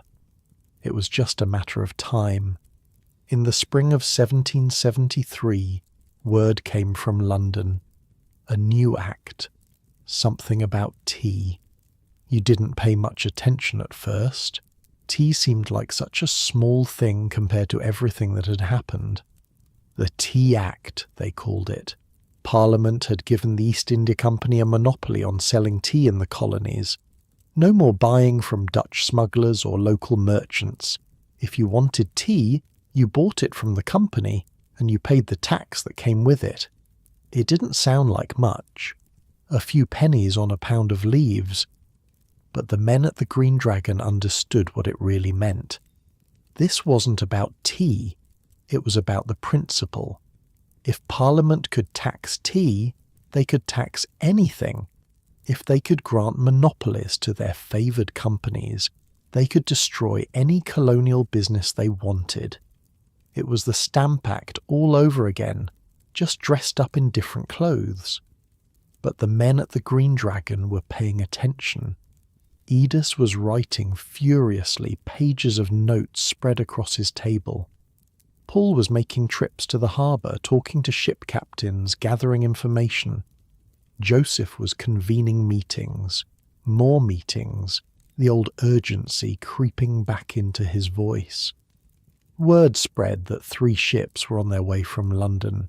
The Dartmouth, the Eleanor, the Beaver, all loaded with East India Company tea, all heading for Boston Harbour. "We have to send it back," someone said at one of the meetings. "Refuse to let it land. Send a message they can't ignore." "The governor won't allow it," Edis replied. "Hutchinson's already said the ships can't leave until the tea is unloaded and the duty paid." "Then we don't let them unload." "And if they try anyway?" Silence. Everyone knew what that meant. Another confrontation. Maybe another massacre. More blood in the streets. "This is it," Joseph said one night, his eyes bright in the candlelight. "This is the moment we've been waiting for. You didn't understand yet, but you would. By December, everyone would understand." The tea ships were coming. The Dartmouth sailed into Boston Harbour on a grey November morning. You were at the ropewalk when word came, a boy running down the street shouting that the tea ship had arrived. Everyone stopped working. Everyone looked at each other. This was it. The moment they'd been talking about for months. The ship anchored at Griffin's Wharf, right where James worked. Within hours, guards were posted to make sure nobody tried to unload the cargo or destroy it. The owner, a man named Roch, was summoned to meeting after meeting, pressured from all sides. The governor wanted the tea landed and the duty paid. The Sons of Liberty wanted it sent back to England. Roch was caught in the middle, a man with a ship full of leaves that nobody wanted and everyone was fighting over. 2 more ships arrived in the days that followed, the Eleanor, the Beaver. All 3 sat at Griffin's Wharf, their holds packed with East India Company tea, while Boston tried to figure out what to do. The law gave them 20 days. 20 days from the Dartmouth's arrival to pay the duty. If the deadline passed without payment, the customs officials could seize the cargo and sell it themselves. The tea would land either way. The tax would be paid either way, unless something changed. The meetings at Old South Meeting House drew thousands.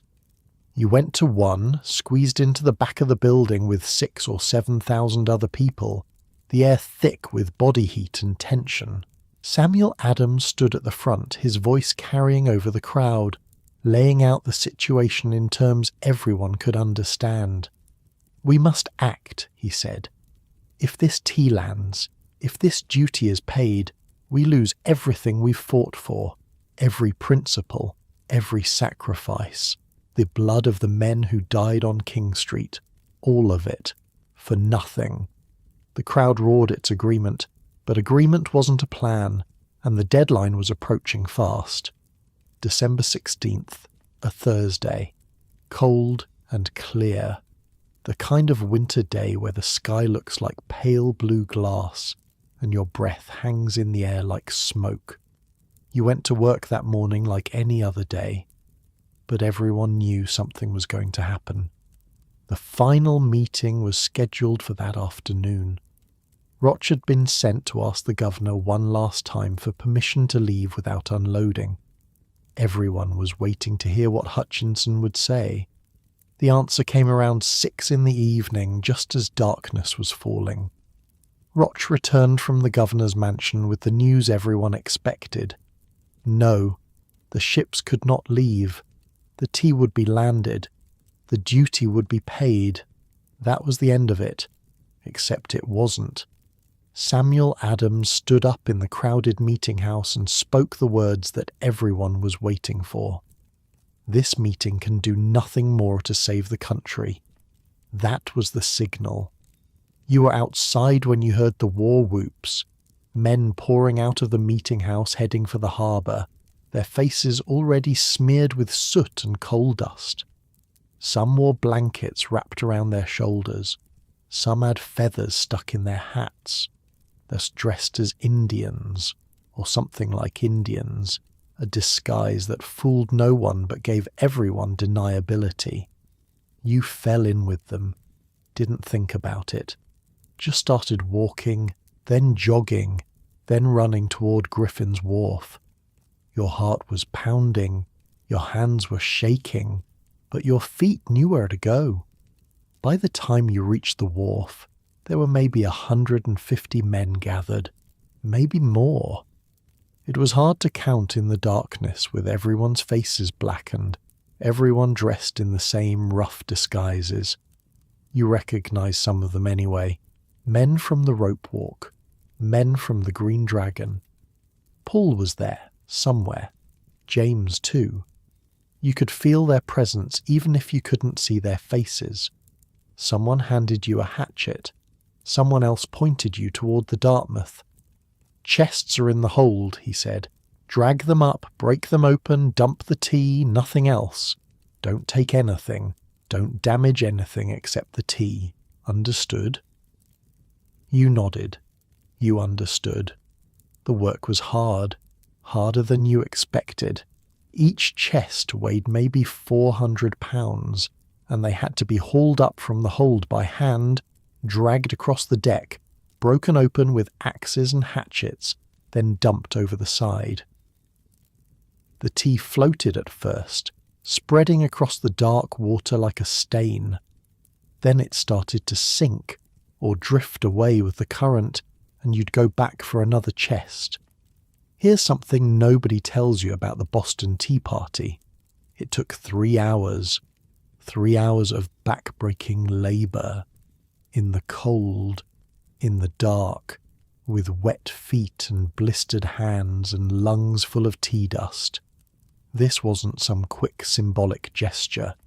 This was work. Real work. The kind of work that leaves you sore for days. And here's another thing. The men were incredibly careful not to damage anything except the tea. Someone accidentally broke a padlock. They replaced it the next day. Someone's shoes got tea in them. They shook them out over the water. A guy tried to stuff some tea in his pockets to take home. The others beat him up and threw him off the ship. This wasn't looting. This was a statement. The smell was everywhere. Rich and earthy, almost sweet. It mixed with the salt of the harbour and the tar of the ships and the sweat of the men working beside you. Your hands blistered, then bled, then went numb. Your shoulders burned from the hauling. But you kept going. Everyone kept going. At one point you paused to catch your breath and looked around. The deck was chaos. Men swarming over the chests, hatchets rising and falling, tea cascading over the gunwale into the black water below. But it was organised chaos, controlled. Nobody was looting. Nobody was smashing things for the sake of smashing them. This was work, honest work, the kind you'd done your whole life, just with a different purpose tonight. A man worked beside you whose face you couldn't see through the soot, but you knew his hands, workers' hands, calloused and strong. A rope maker, maybe, or a shipwright. Someone who knew what it meant to labour for a living, to trade your sweat for pennies while men in London got rich off your back. He caught you looking and nodded once. That was all. Then he went back to work, and so did you. 3 hours. That's how long it took. 3 hours of hauling and chopping and dumping, the sweat freezing on your face despite the cold, your arms burning, your back screaming. Nobody spoke except to give orders. No jokes, no cheering, just work.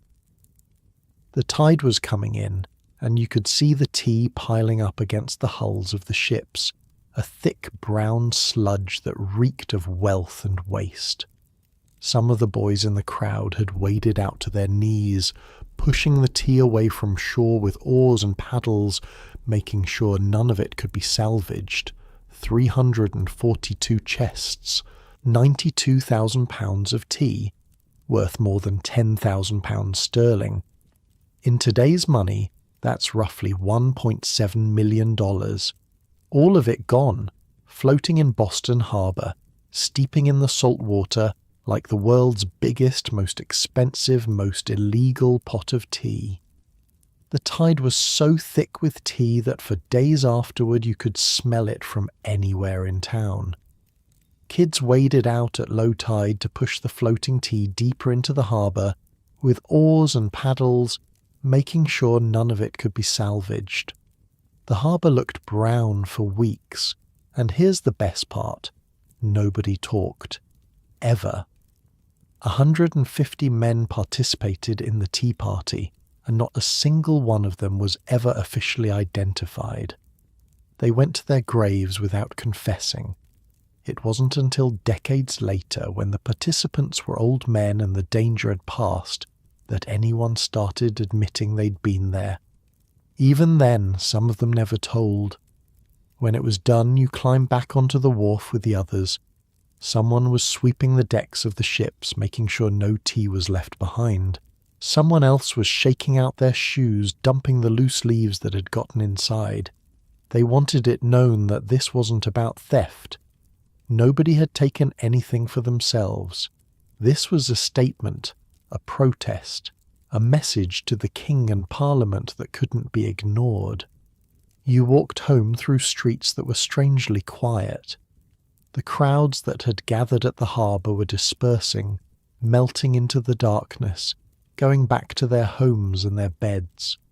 A few people passed you on the street, glancing at your blackened face, your damp clothes, the hatchet still in your hand.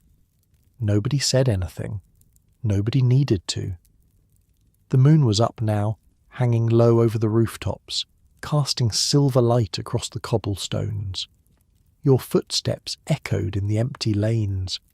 You walked past the old state house, past the spot where Samuel Gray had fallen, past the Green Dragon with its windows dark and its doors shut tight. The city felt different tonight. Smaller somehow. Or maybe you felt bigger, like you'd grown into something you hadn't been before. Not a hero, nothing so grand as that. Just a man who'd finally done something instead of just talking about it. At your room on Fish Street, you washed the soot from your face and hands. The water in the basin turned black. Your clothes smelled like tea, a rich, earthy smell that would linger for days. You hung them by the window to air out, then sat on the edge of your bed, too tired to sleep, too wired to rest. Outside, the harbour was quiet. The 3 ships sat at their moorings, their holds empty now, their decks clean. Somewhere out there, 92,000 pounds of tea was dissolving into the Atlantic, drifting out with the tide, gone forever. You thought about what would happen next. The king would hear about this. Parliament would hear about it. There would be consequences, probably severe ones. Boston had just dumped a fortune into the harbour, had openly defied the crown in a way that couldn't be explained away or smoothed over. This was different from riots and protests. This was destruction of property. This was rebellion. They would call it the Boston Tea Party, eventually. Years later, when it had become legend instead of just something that happened on a cold December night. But you didn't know that yet. You didn't know about the intolerable acts that would come in response, or the Continental Congress, or the shots at Lexington and Concord. You didn't know that in less than 2 years you'd be watching British ships bombard Charlestown from across the harbour, watching the city burn. All of that was still in the future, hidden, waiting. But you couldn't bring yourself to regret it. Not tonight. Tonight you just felt empty, hollowed out, like you'd been carrying something heavy for years and had finally set it down. You lay back on your bed and stared at the ceiling. The same ceiling you'd stared at 1,000 nights before. The same cracks, the same water stains, the same shadows cast by the candle on your table. But everything was different now. You could feel it. Something had shifted, some balance had tipped, and there was no going back. The tea was in the harbour. The message had been sent. Whatever came next, it would come. Outside your window, Boston slept. 16,000 people, most of them unaware of what had happened tonight, what it would mean for their futures, their children's futures, their children's children. They'd find out tomorrow. The whole world would find out. And then everything would change. But that was tomorrow. Tonight, you closed your eyes and let the exhaustion wash over you. Your muscles ached, your hands were raw. But you were warm and you were safe, and for the first time in a long time you felt something like peace. You'd done what you could. What happened next was out of your hands. The wind off the harbour rattled your window gently. The candle on your table flickered and went out, leaving you in darkness. Somewhere in the city a dog barked once and fell silent. The night wrapped around you like a blanket, soft and dark and quiet. This is how it was, how it really was. Not the paintings in museums or the stories in books. Not heroes in perfect costumes making speeches for the ages. Just ordinary people doing what they thought was right, scared and tired and uncertain, hoping that somehow it would all work out. You were one of them. Daniel the rope maker. Nobody special, nobody famous. Just a man who happened to be in Boston when history decided to happen.